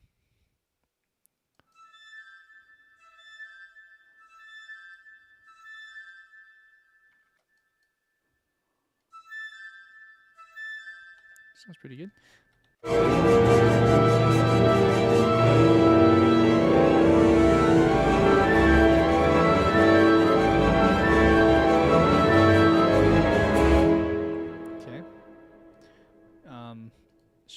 I'm not sure if I should do that with the other one. I think it does actually have it here. Yeah, it does. So we do have a convolution here as well. Maybe let's give it a little bit more. Okay. All right, so going back to this whole thing, now we can probably copy this over, because the next part is the same thing, but we're changing notes to something different. I'm not sure. Let's see. Goes to G sharp. Oh. So let's go to G sharp, and then G sharp here as well.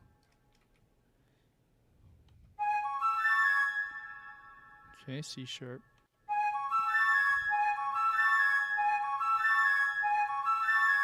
All right, so up to there is good, and then we could paste that back in.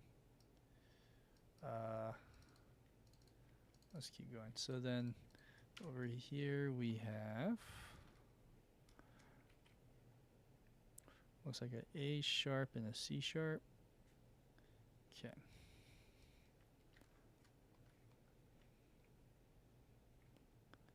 All right, let's see here.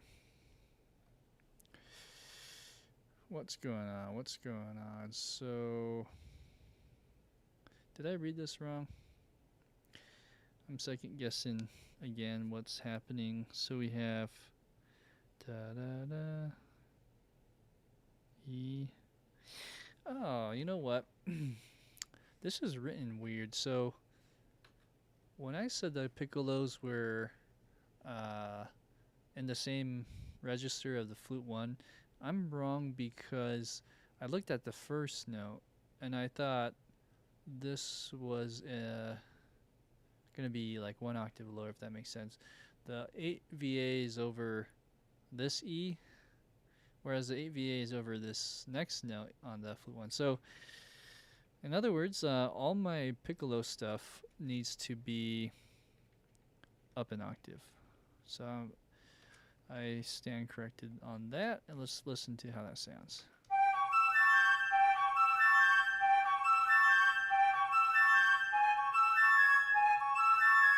Cool. And now it's really up there, huh? So let's bring this down a little bit. Okay, let's hear how that sounds with everything. Okay,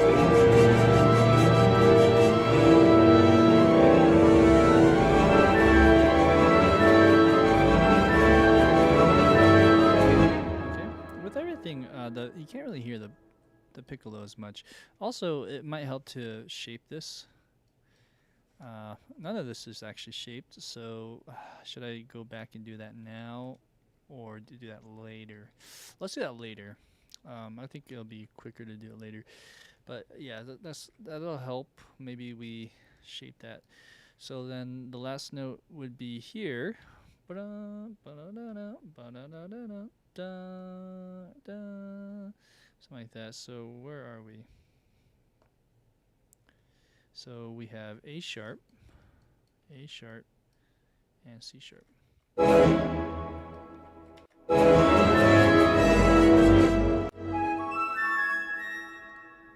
and then this, for some reason, is like that.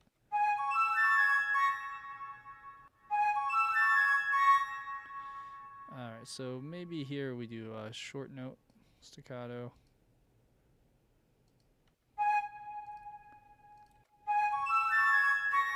Okay, after that, then what happens? We have flute going C sharp, E. Now it seems like it's doing something similar, but it might be different. Let's just follow through here and see what happens. This is E, G. But also these are not one octave higher anymore, so we go down, I think. Yeah, okay. Same with the piccolo. So we're doing all three at the same time here.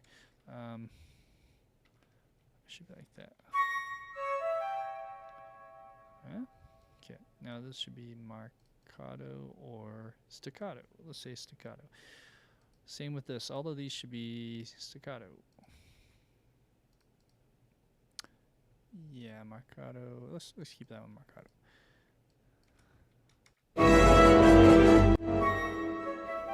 Okay. Do. And then what?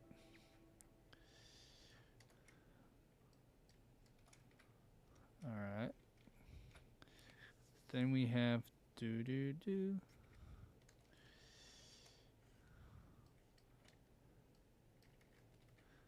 Something like this. A sharp. Okay.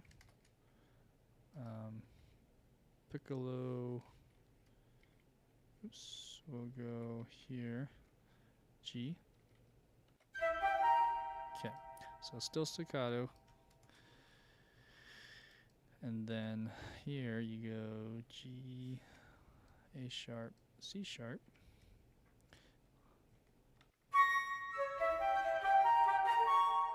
So doing this like cool diminished arpeggiated run up to this last note. So this goes to a G. Okay, and then these notes are not staccato.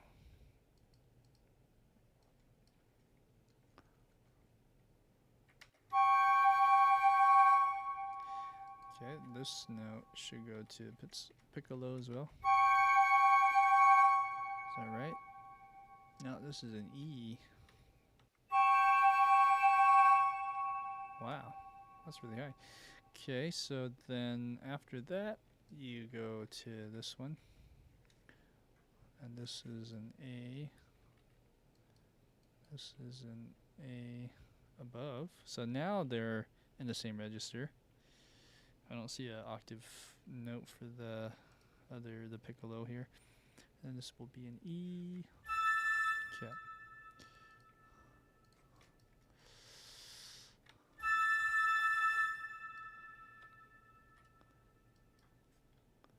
Something like that. Yeah, get a little space. Next. Oh, hello.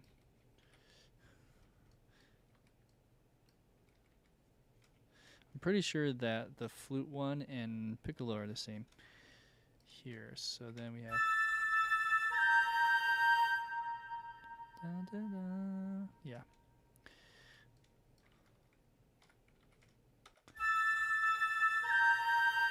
This one's a little shorter. And then.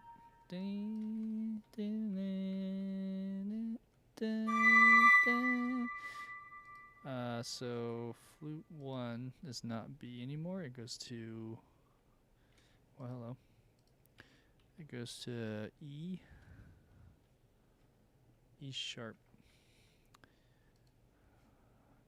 This is B. So this is like a B diminished chord right here. What other notes are spelling out? So then you have F, D, F, B, D, F. Yeah. So there's a G sharp in the bassoon. So this is like a G sharp diminished, half diminished 7th chord. Let's listen to that with all the woodwinds here.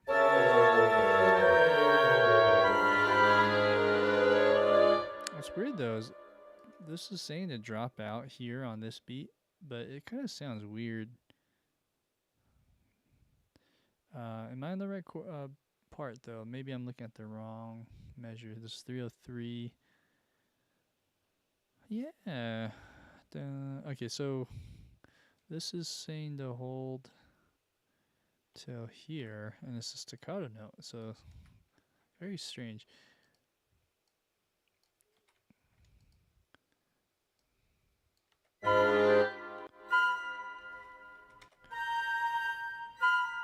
Okay, and then da da da da da da da da da da, same thing. So take some of these notes over here, and let's put them over on this second half of the beat or the bar.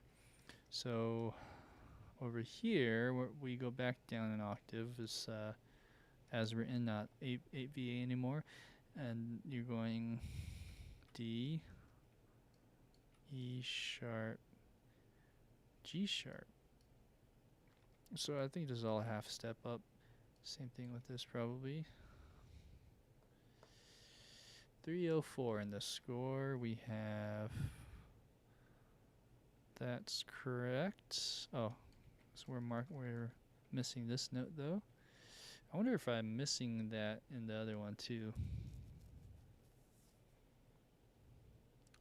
Let's see. Da da da da da. D. Where is that? Yeah, I am. Okay, so going back here, I'm missing. I skipped a note. I'm missing this A sharp. All right, going back though to this bar, 305.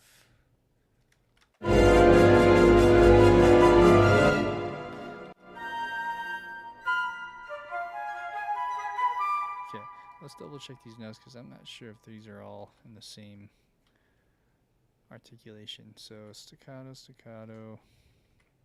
Maybe let's make these tenuto instead. Same with, yeah, that's good. Okay, let's listen. Okay, let's bring a little crescendo here as well. So what I mean by that is we bring up the velocities just a little bit more.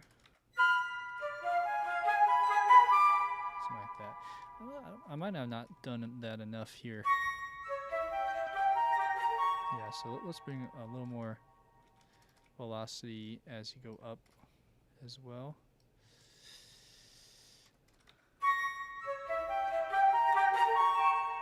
Something like that, right? But then this has to match in intensity, so somewhere down this I have to like go up with it. Alright, and then go down again. This one's way up on the tippy top of everything, so that sounds better. I might have to do that over here too, so alright, and then over here I was draw it in, so let's see. Or maybe we'll just copy this. So go here. Oh, and bring this over.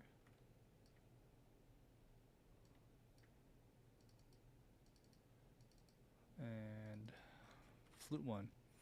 Same thing.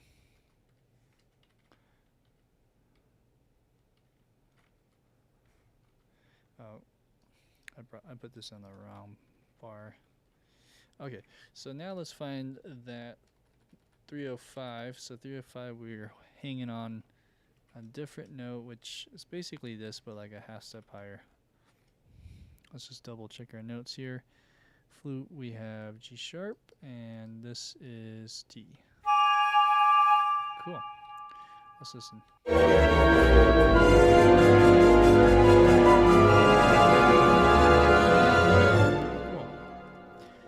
Let's go to the next part then. Then we have this da da da. Let's copy all that. A, C sharp. Okay, so now, oh, this is an E sharp. E sharp. Okay, next.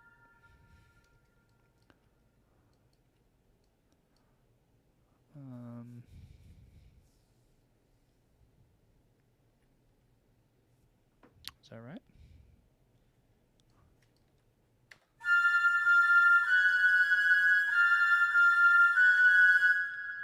Cool. Now this is weird. The flute 1 and piccolo are doing this, but flute 2 is cutting out early. Go figure. Next, dun dun dun dun dun dun. Same thing, right? Okay, so then we're here. We have B, F sharp. Piccolo's is the same, yeah. Piccolo's in the same register. Dun dun.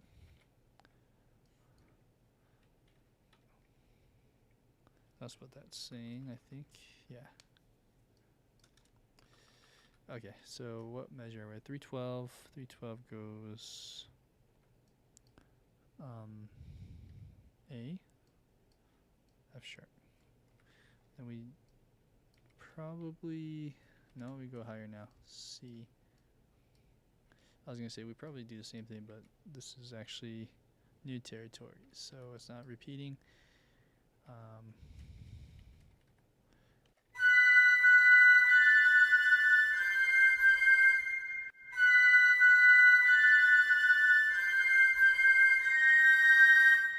Okay, great. So that you sent the email. Awesome. I'll be looking forward to that. So I'm going to press play.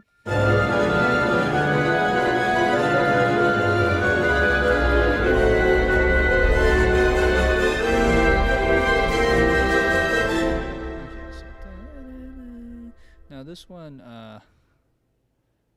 it goes note and then a staccato. Interesting. Well, notes that are tied over and then has a staccato over it is, I think you attack it. That means I would have to do that for all of these. Let's just leave it like that, actually. So then we have G sharp. Oh, no. Da-na-na. Okay, so I'm actually here now. Then we have this part where it's all the way out. Now it's saying A, and this is F sharp. Okay, next page.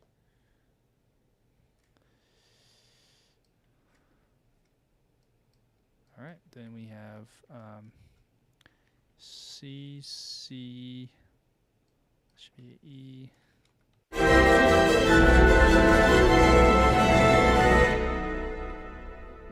B, D sharp.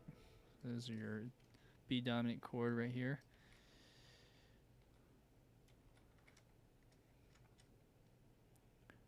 Okay.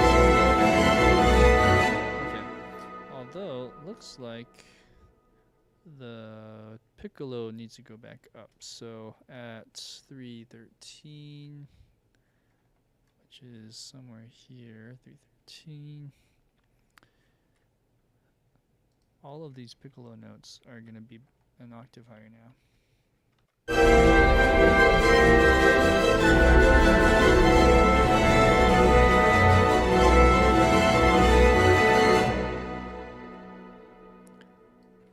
Okay, 320. So 17, 18, 19, 20. So on 320 score measure, we have dee da dee da dee da, that kind of thing. So we go.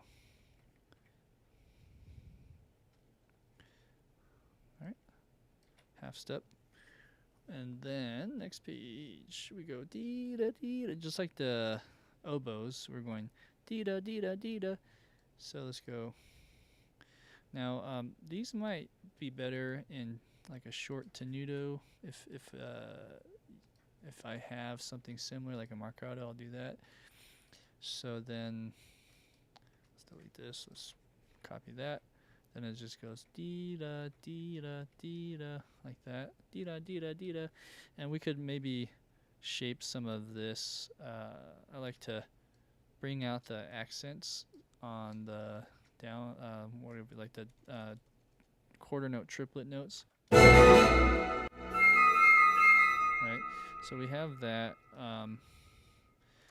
Yeah, and you can even like crescendo overall, kind of like that.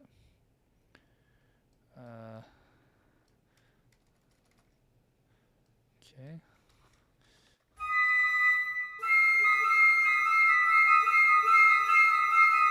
Okay. So 2 bars, and then now we're gonna go down. So let's bring up the. Even though this says to do legato, I think this sounds a little bit better in my ears. So then we have B, G. Oh no, that should be an A. Well, hello. Well, hello. Wrong keys. A. I'm just looking at the top voicings. Flute 2 might be wrong. E, D sharp. Okay, let's look at flute 2. Flute 2's down here. So we have E, D sharp, and then you go up. Ooh, hello. Some of these also. So this one is correct now. Okay, so what am I trying to say? Let's go to this one. So going to here, we bring this up, and then it's not a C sharp, it's an A, G, F sharp, E, D sharp. Okay. All right, and then this is where it might be good to change it to legato. So let's see. Dee da da, dee da da, and then so maybe on these ones we go legato. Same with all of this. Legato.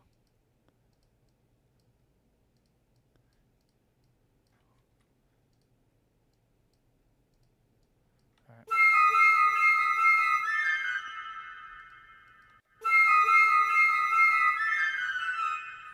And I don't know.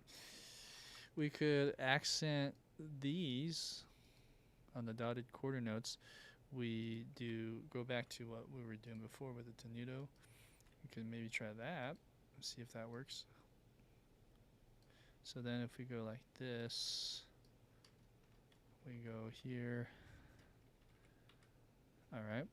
So then we just kind of carry on this run. So the run gets a little funky. This is a score I'm looking at. So 323 over here. If you can see the flute section with the piccolo, it goes dee da dee da dee da dee da dee da dee da, and then goes dee da da da da da da on the piccolo. But then the flute goes like dee da dee da da, and it goes really high. It goes low and then high, matching the piccolo, and then it just goes down. So that's interesting. I've seen that happen in scores a lot. That's more logistical thing with the range of an instrument than anything else. It kind of sounds funny if you just hear the flute play that by themselves, but in context, I think it works well. So the other thing I was going to point out is I'm putting an accent on the first note with a different articulation. So this is like a marcato or even a staccato or something tenuto, whatever my libraries offer. And then I'm legatoing the next two notes, and then I go accent, legato, accent, legato, something like that. That's the idea. So anyways, I just want to point that out. Going to this part, the piccolo drops out. So this is the yellow piccolo, but the green is also in unison with the piccolo, and then it keeps going. So you have, what do we have? D sharp, E, or C, excuse me, B, A, well actually, you know what? Then because of the articulation of this is first note being a different articulation, I'm just gonna have to copy them 3 notes at a time. A, G, F sharp. Okay, now let's go to the second flutes here. Let's make sure we're sort of in the same vicinity. So this is goes up. So they're now doubling. Oh, hello. Why do I have piccolo there? Anyways, so then this should be like that. Okay, cool. And then let's just keep going. So some of these notes that are tenuto or marcato, we could maybe go down on the velocity.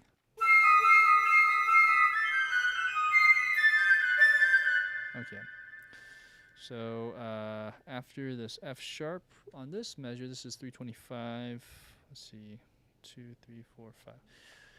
Then we have E, D sharp, C, and then we have B, A, G.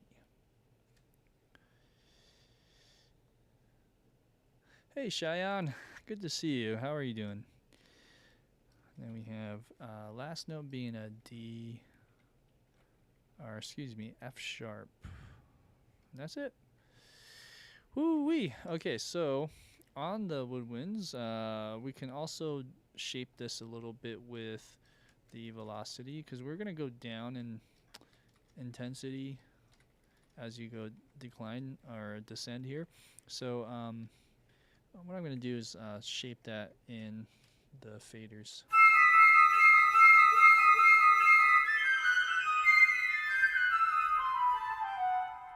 Let's do that with flute 1.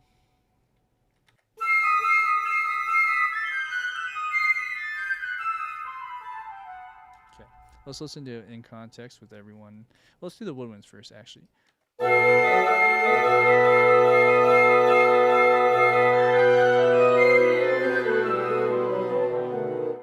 Okay, now let's listen to it with everything else.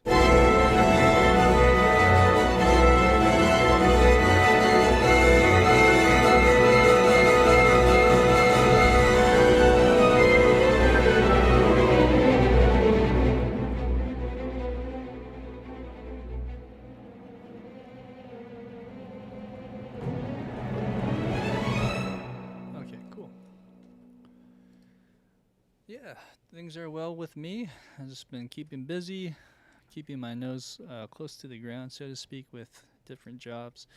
But yeah, things are well. Just keeping busy with trying to find the next project and whatnot. So yeah, thanks for asking. So let's see here. Over here we have this part where it's slowing down quite a bit in the tempo. We might want to revise that and make it more gradual. So let's see how, because it might be kind of weird.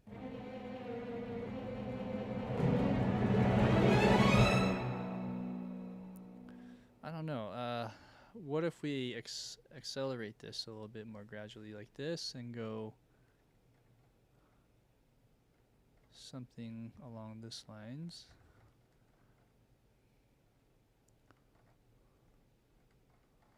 Because the next plot point or tempo marking is 122. So then let's bring this down to level it. This is 120, 114. Okay, so let's hear how that sounds.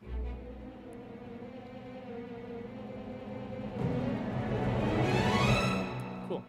I mean, it's not like a big difference, but well, that kind of makes me a little bit concerned if it's so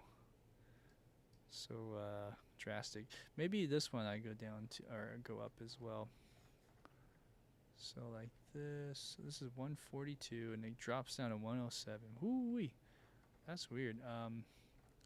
What if I bring this up and see how that sounds?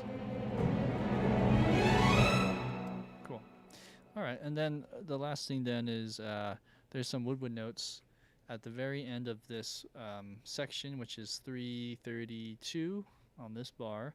The very last beat, you have these notes. So I'm going to add that into the woodwinds, starting with flute. Flute goes, was a B? Yeah, B3. Marcato, sure. Let's also bring up the velocity on that. I realized that a lot of my video picture was just the screen, which I'm sure you guys don't mind, but I'll put myself on the screen now. I just realized I was not on there for a bit. So then we go to the next part here, which is same thing. This is tenuto, and then flute or piccolo. Piccolo also. Hello, let's see what I do. Piccolo's right here. Okay. Let's put a tenuto on this one. Okay. Great. We're so close to finishing this section. I'm really happy. We might want to, before moving on from the flutes, I did mention massaging the ride the faders a little bit. So we'll do that as well. I just want to, on this note where we are adding this pickup to the next section, might as well just add it in now for all of these notes or instruments. So we have oboe on this note, oboe here. Okay, and some of these might not have the right articulation. So there we go. And then next we have clarinet. Clarinet is not on B, it's actually on D. Oh, you know what though? Okay, so this is good to know. If you guys look over on the score, it says in A. So this is an A clarinet. Okay, so if it's an A clarinet, this is a transposing instrument. Written C sounds in A, and I believe it's a third above. So an A, or excuse me. No, I'm thinking the E trumpet. So the A clarinet sounds a minor third below, I believe. So anyways, a minor third below this D then would be a B, right? So it is a B. I just was taking into account, maybe it's not transposing, but you never know until you look at the score. So then we have B. So yeah, we're good. This one should be maybe marcato. All right. I see. You know what? Let's get rid of this one. Let's put this over here. The reason I have so many different kinds of clarinets, like for instance this one here, these are one voice. It's just I've combined them because I like some of the articulations on one track, but this is actually just clarinet 1. This one here is clarinet 2, and then moving to the last part, our bassoon, we also have bassoon 1 and 2, so this should be an octave lower, and it's tenuto. Let's look at the next one. This is also an octave lower. Oh, you know what? It's just bassoon 1, so let's undo that. Alright, and this is how that would sound.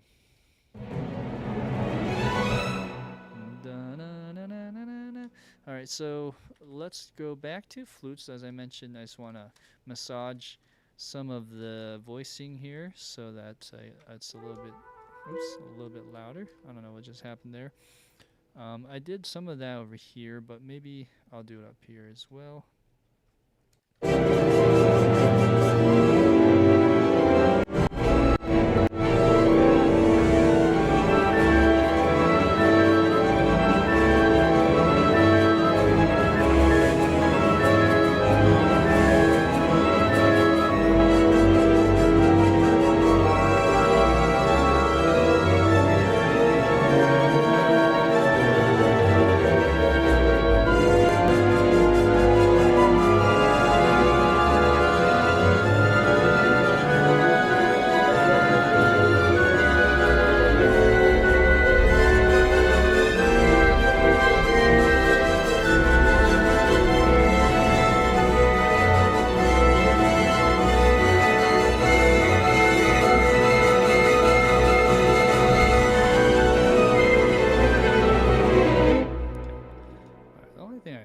Up on is this nice little thing I was doing earlier, so I'm just going to draw it in, something like that. Okay, so, and then let's bring up this note around there. Okay, so here's flute 1.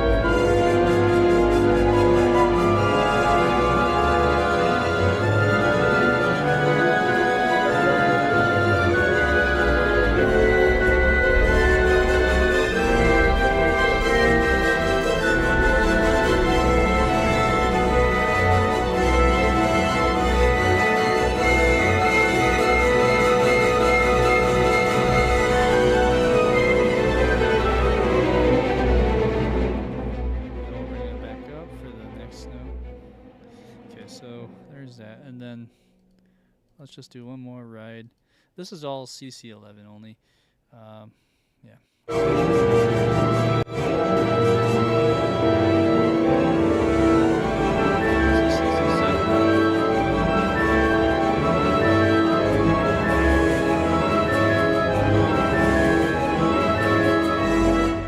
think I'm hearing a bad note. Let's just double check this. So this is all in the woodwinds. I'll go back to the flute, second flutes in just a second. I'm hearing I think clarinet might be playing like a wrong accidental somewhere. Right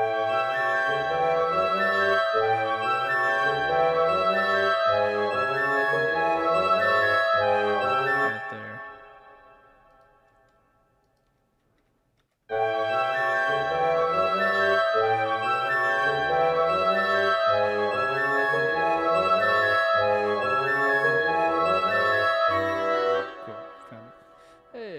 Sentai Ranger Donnie. Good to see you. Happy Cinco de Mayo. I don't even know. Today's May 5th, huh? Oh, nice. Happy Cinco de Mayo. Yeah, going back to this. Let's go to the red, which is second flutes. I'm just writing the faders. Here we go.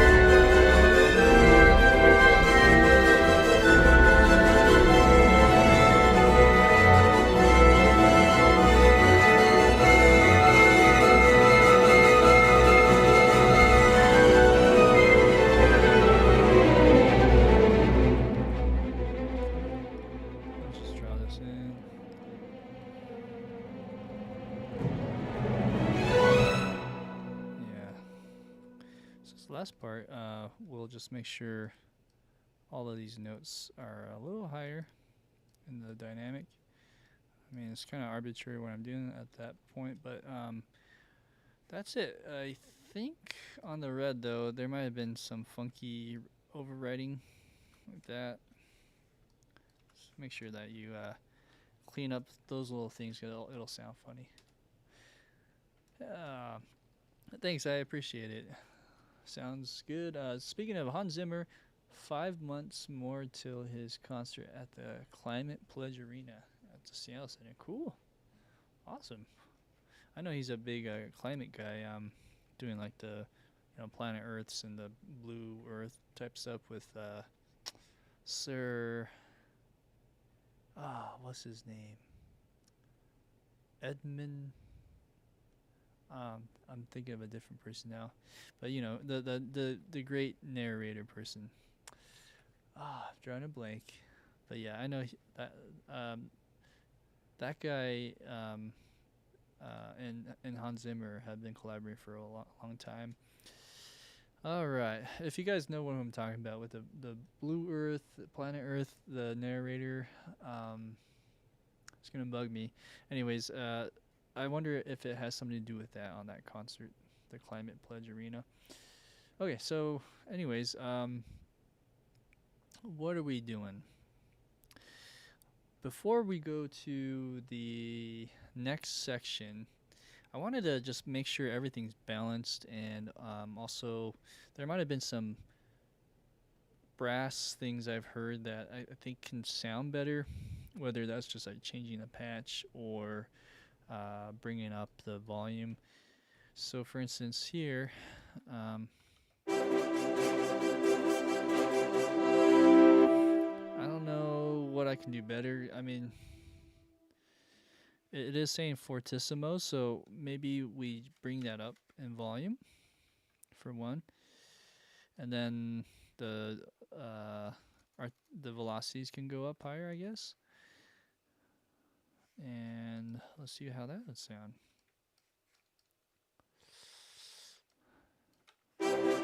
David Attenborough. Yes, Sir David Attenborough. Oh man, I love that guy's voice. But yeah, that guy's so iconic. You can't have those nature documentaries without him, right? It's just he's such a big part of the fabric of those shows now. So we have this, and then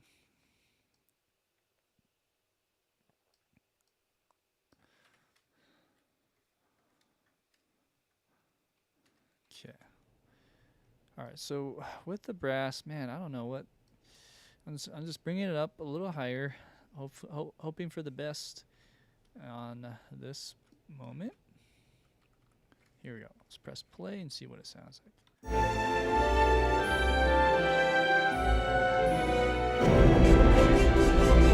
Okay, let's also bring up the velocities. How about that? We'll do that for all of them. So all of these right here, let's just bring up all the velocities, see if that helps.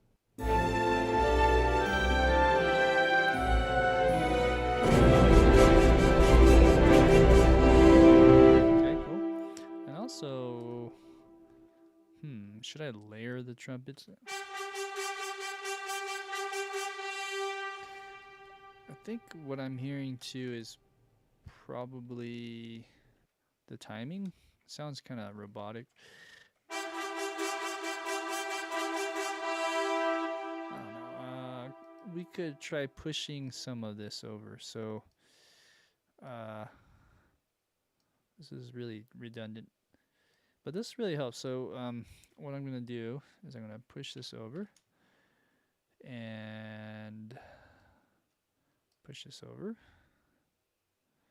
So I'm like taking one note out and seeing if this will help. Da, da, da, da. I think I'll push it one more over here. Sometimes like rushing it will make it sound like it's more human.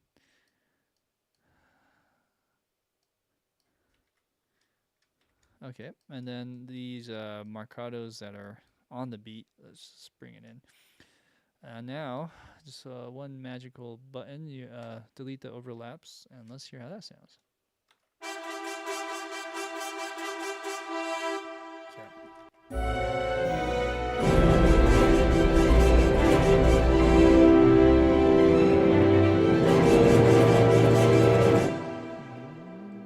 Okay, and then some of it is the tempo tracks, so if it helps, maybe we bring that down a little bit. I don't know. This is all just kind of guessing at this point, and eventually we'll get there. So the horns can also do something similar. I brought up the velocities, right? Maybe at this point we do something similar to what I just did before, which is highlight these notes, and hopefully this helps. So I'm gonna rush the notes intentionally. One or two of those. I don't know if there's a faster way to do this. Go like this.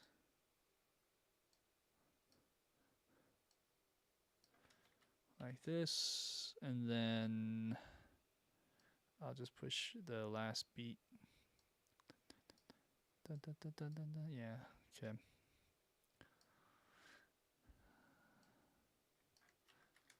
Okay, and then last but not least, grab all these notes, push those in front as well. Let's see if that did anything.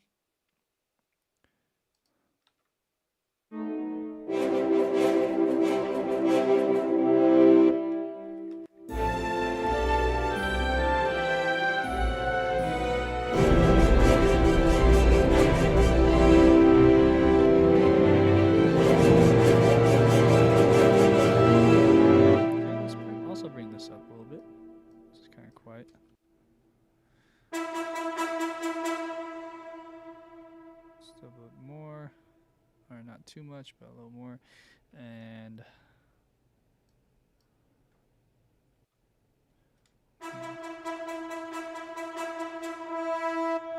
anyways, same thing. Maybe with the trumpet, we bring some of this up as well. Okay. All right. Let's see how that sounds now.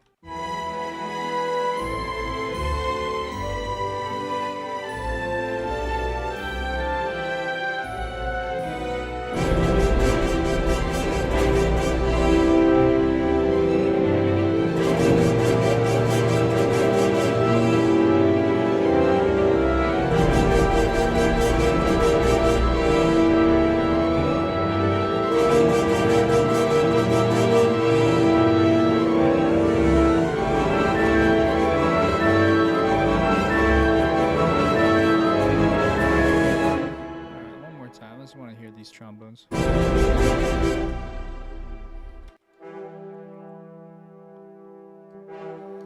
Trombones are a little bit weak sauce, right? So, and it's partly because of what I did here. We want it to be present, but not. This is tricky. I know why I did this. We want like it's like a forte piano thing, but we still don't want it to be overpowered by everything. The trombone should be pretty powerful, so I don't know. I'm just thinking how loud.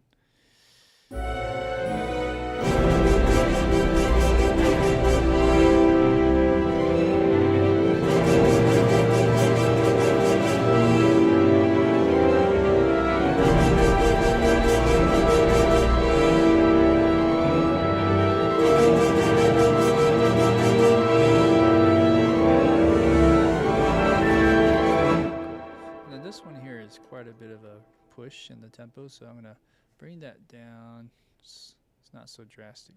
Okay. Anyways, let's listen to the balance between percussion and everything else, because I started this section with percussion. I did some timpani here, but I think now that we have a better full image of the stereo field and all the instruments in, we can make sure that this is balanced. For one, I just realized there's bass drum and some cymbals, so let's also take that into account. But anyways, let's start with the timpani.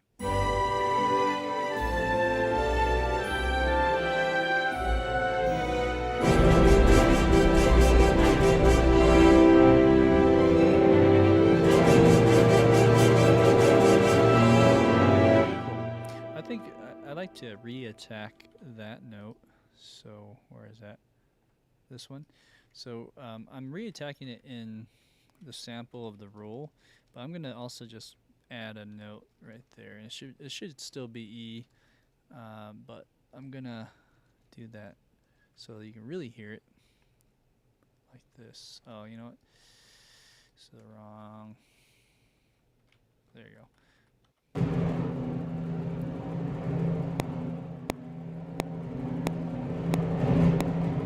That's not on the right beat. So looking at this roll, I should probably time that better so it's right on the beat.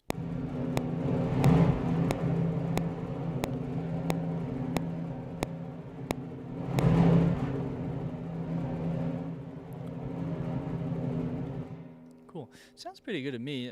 Overall, I can feel the timpani roll. I think I'll do that. Maybe we'll bring it up just a bit. Maybe that's too much. So let's bring it down. Okay, here we go. Same thing.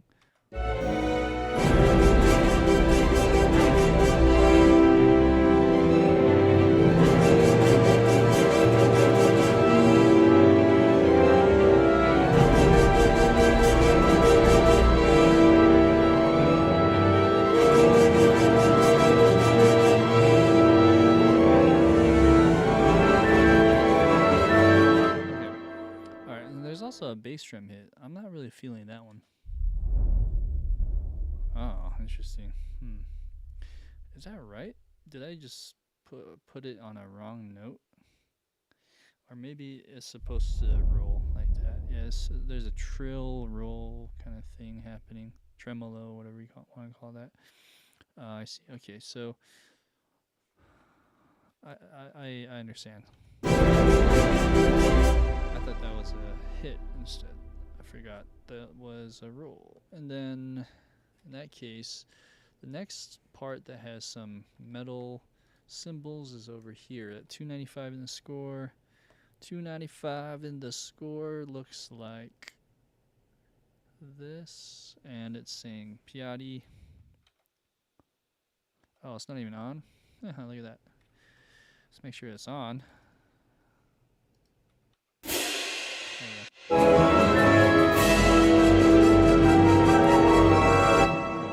And then over here, this dun dun dun dun, I think is in the wrong spot.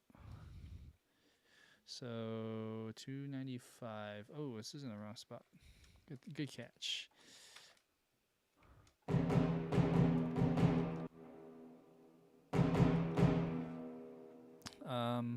Let's bring up this volume overall. Okay, that should help. All right, let's hear that now.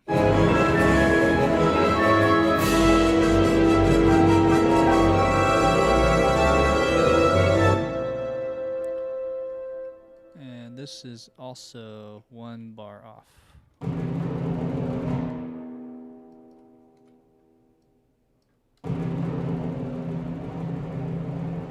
Okay. Huh. All right, good to know. Maybe we, instead of going down, we do like a little crescendo.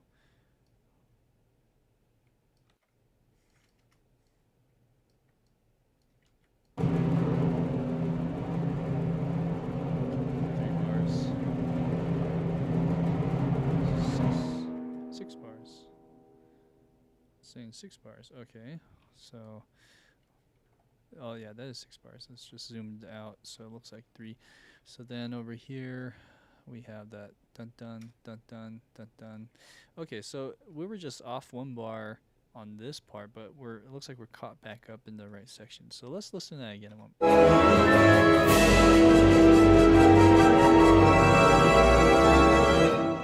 Yeah, that timpani can be louder. Let's bring up this too. Nice. Okay, you really can feel that now.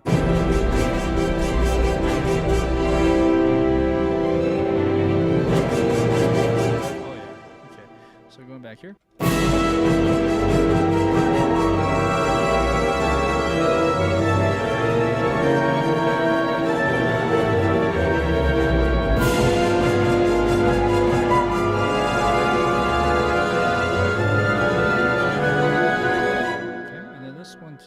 Let's put a little crescendo on in this.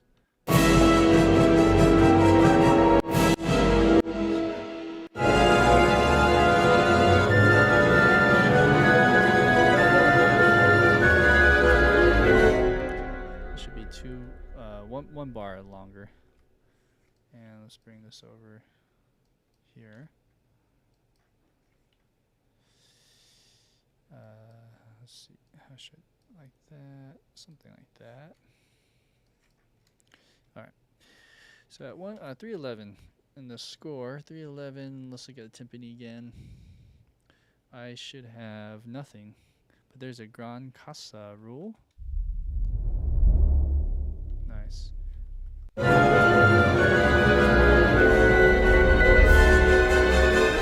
bring up these as well. Now.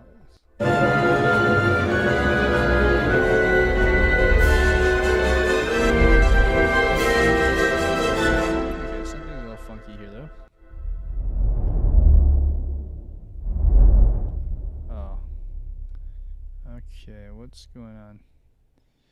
Boom, boom, oh. Okay, so that's the first one.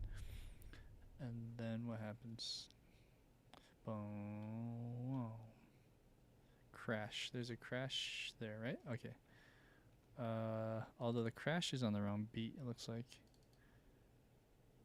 Crash should be here. Like that. Crash should be here.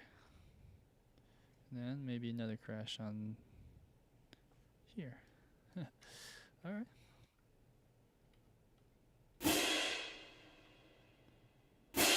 Okay. So fixed one issue. Let's see here. What else do I have? I have a hit and a roll upwards into it. Where am I? Here we go. So this is wrong. I think if I program this better, it should be more like this.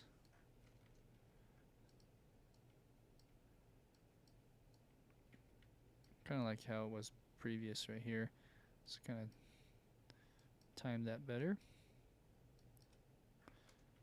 Alright, so it sounds like this.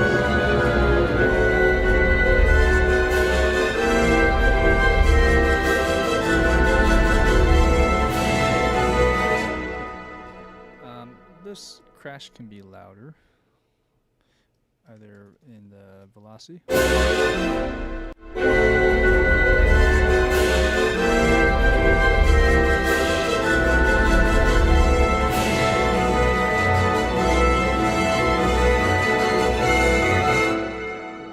Sounded a lot better. I think that bringing that out the brass helps just give some more energy.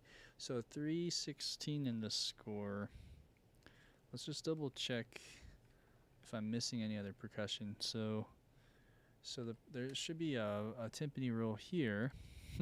I'm off by a measure. That's funny. So let's go here. And I'm not sure why it like crescendos and goes down again. That's probably just something I did arbitrarily. Okay, so yeah, let's fix that. So maybe I'll redraw or record this in.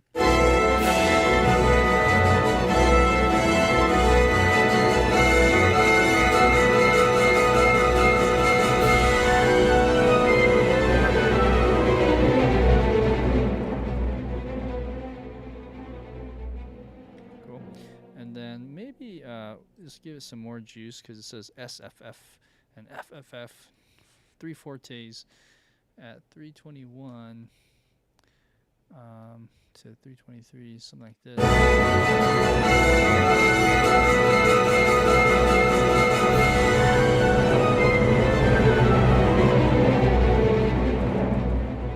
Something like that.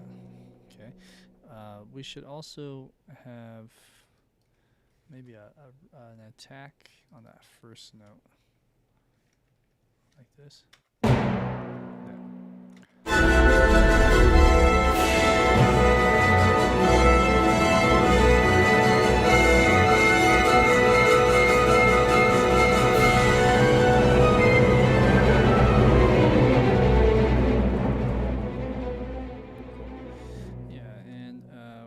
Did here might be a little too much, so let's go down. All right.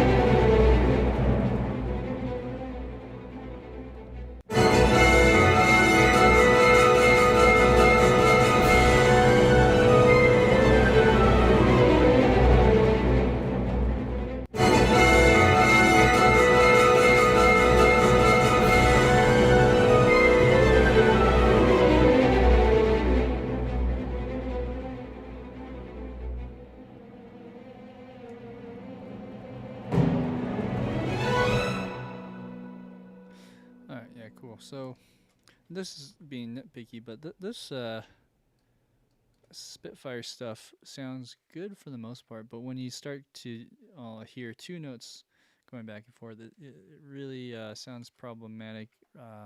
Convincing wise, it doesn't sound convincing. So right here, this it just sounds a little weird. So what I'd say is, for that part, we can maybe layer a patch of like a trill somewhere. Maybe in here. Okay, it's not, we're not gonna put in the notes literally, we just find the trill for it. That's not in here though, it's on decorative. I don't think I have that loaded in though. SFSS. We can do a ensemble, decorative ensemble. Do I have that?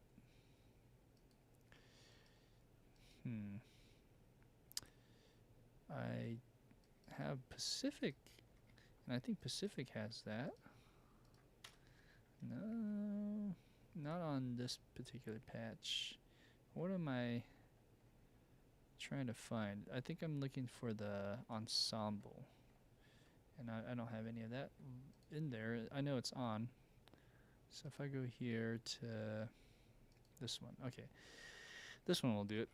So if I go back to what we're doing, This is a B trill.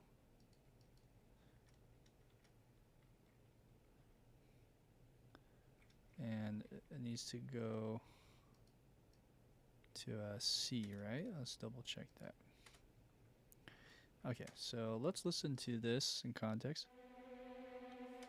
That sounds way better. It's more natural. And then let's shape that.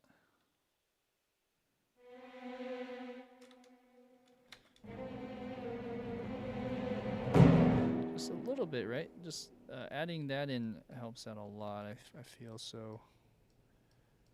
And I think it's just B, C for both lines, violin 1 and 2. Yeah. Okay, I don't know why that timpani was so loud. Oh, we don't even need a hit there. This might be on the wrong bar. This should be on the next bar. Okay. There you go. Somehow I got my timpani off a few bars here and there, so I'm glad I took a second look on that. That's all I could do in terms of my focus for today and this section. What I'd like to do now, just with a few minutes that we have, let's just plan ahead and look at this next part.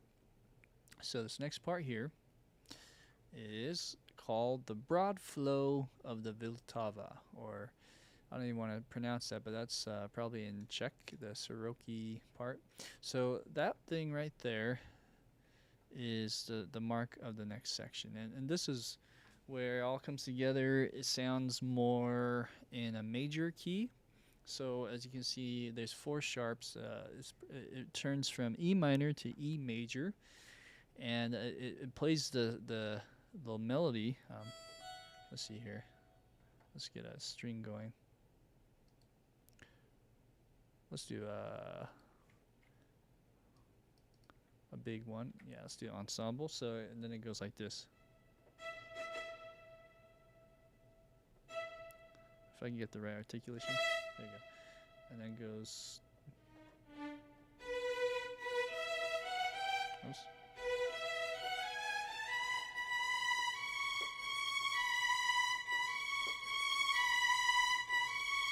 Oh.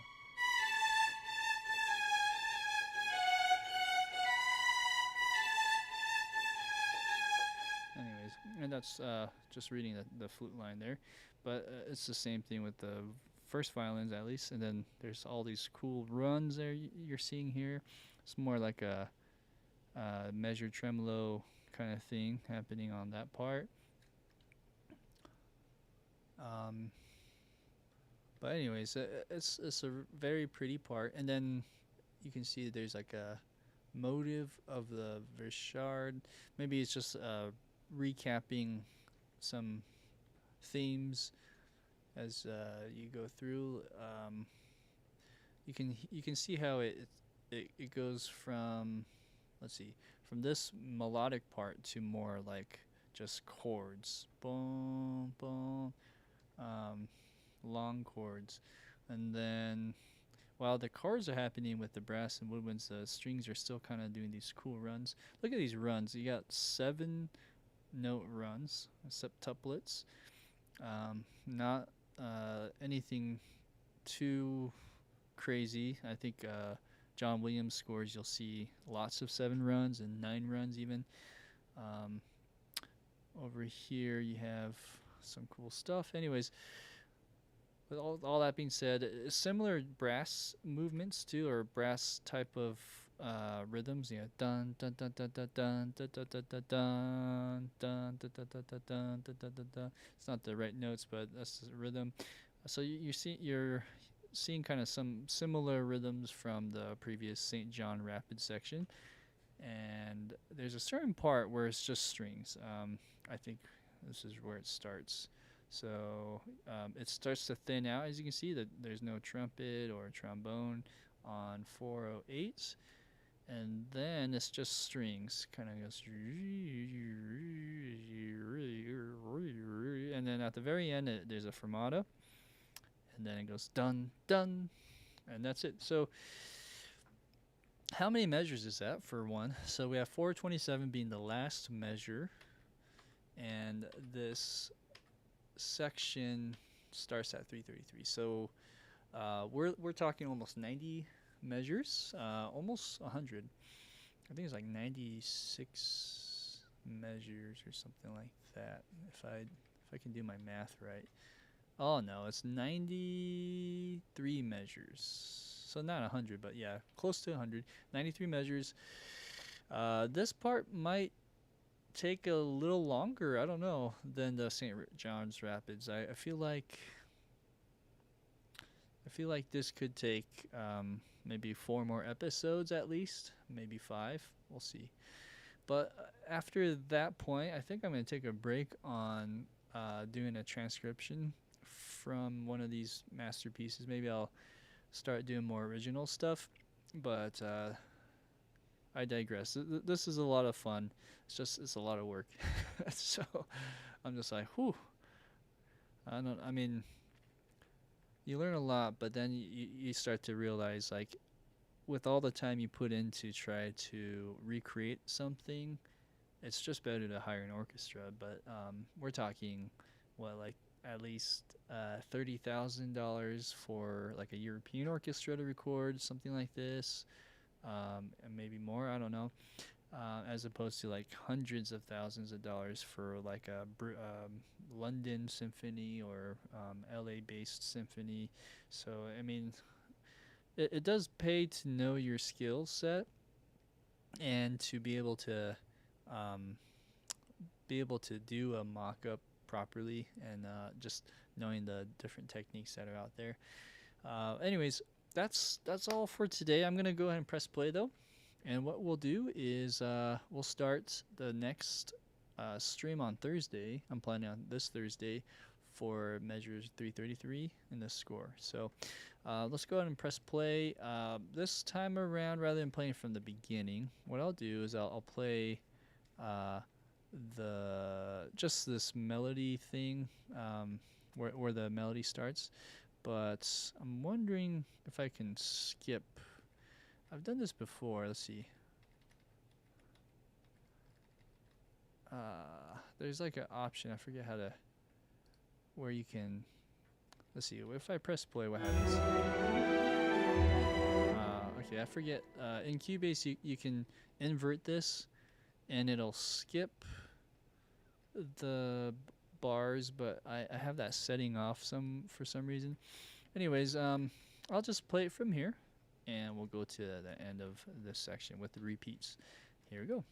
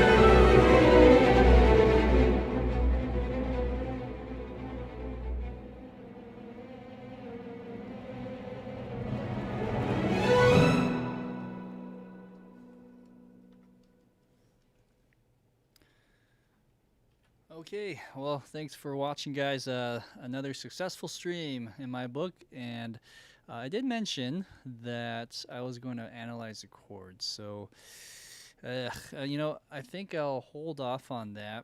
And this might be one of the few times where I'll probably just do it on my own time, and I'll just put those chords in here. So, next time you watch that, you'll see the chords over every bar, and you'll get to kind of see how that all works together. But there's a lot of diminished chords here. Just kind of on that note, a lot of like half diminished sevenths and fully diminished sevenths. So it would be cool to analyze what Smetana did there to achieve those sounds. I'm always curious about that. So I'll probably do that on my own time, and then we can just start right on 333 for next time. All right, well, that's it. Thanks for watching. Take care. Have a good night. See ya.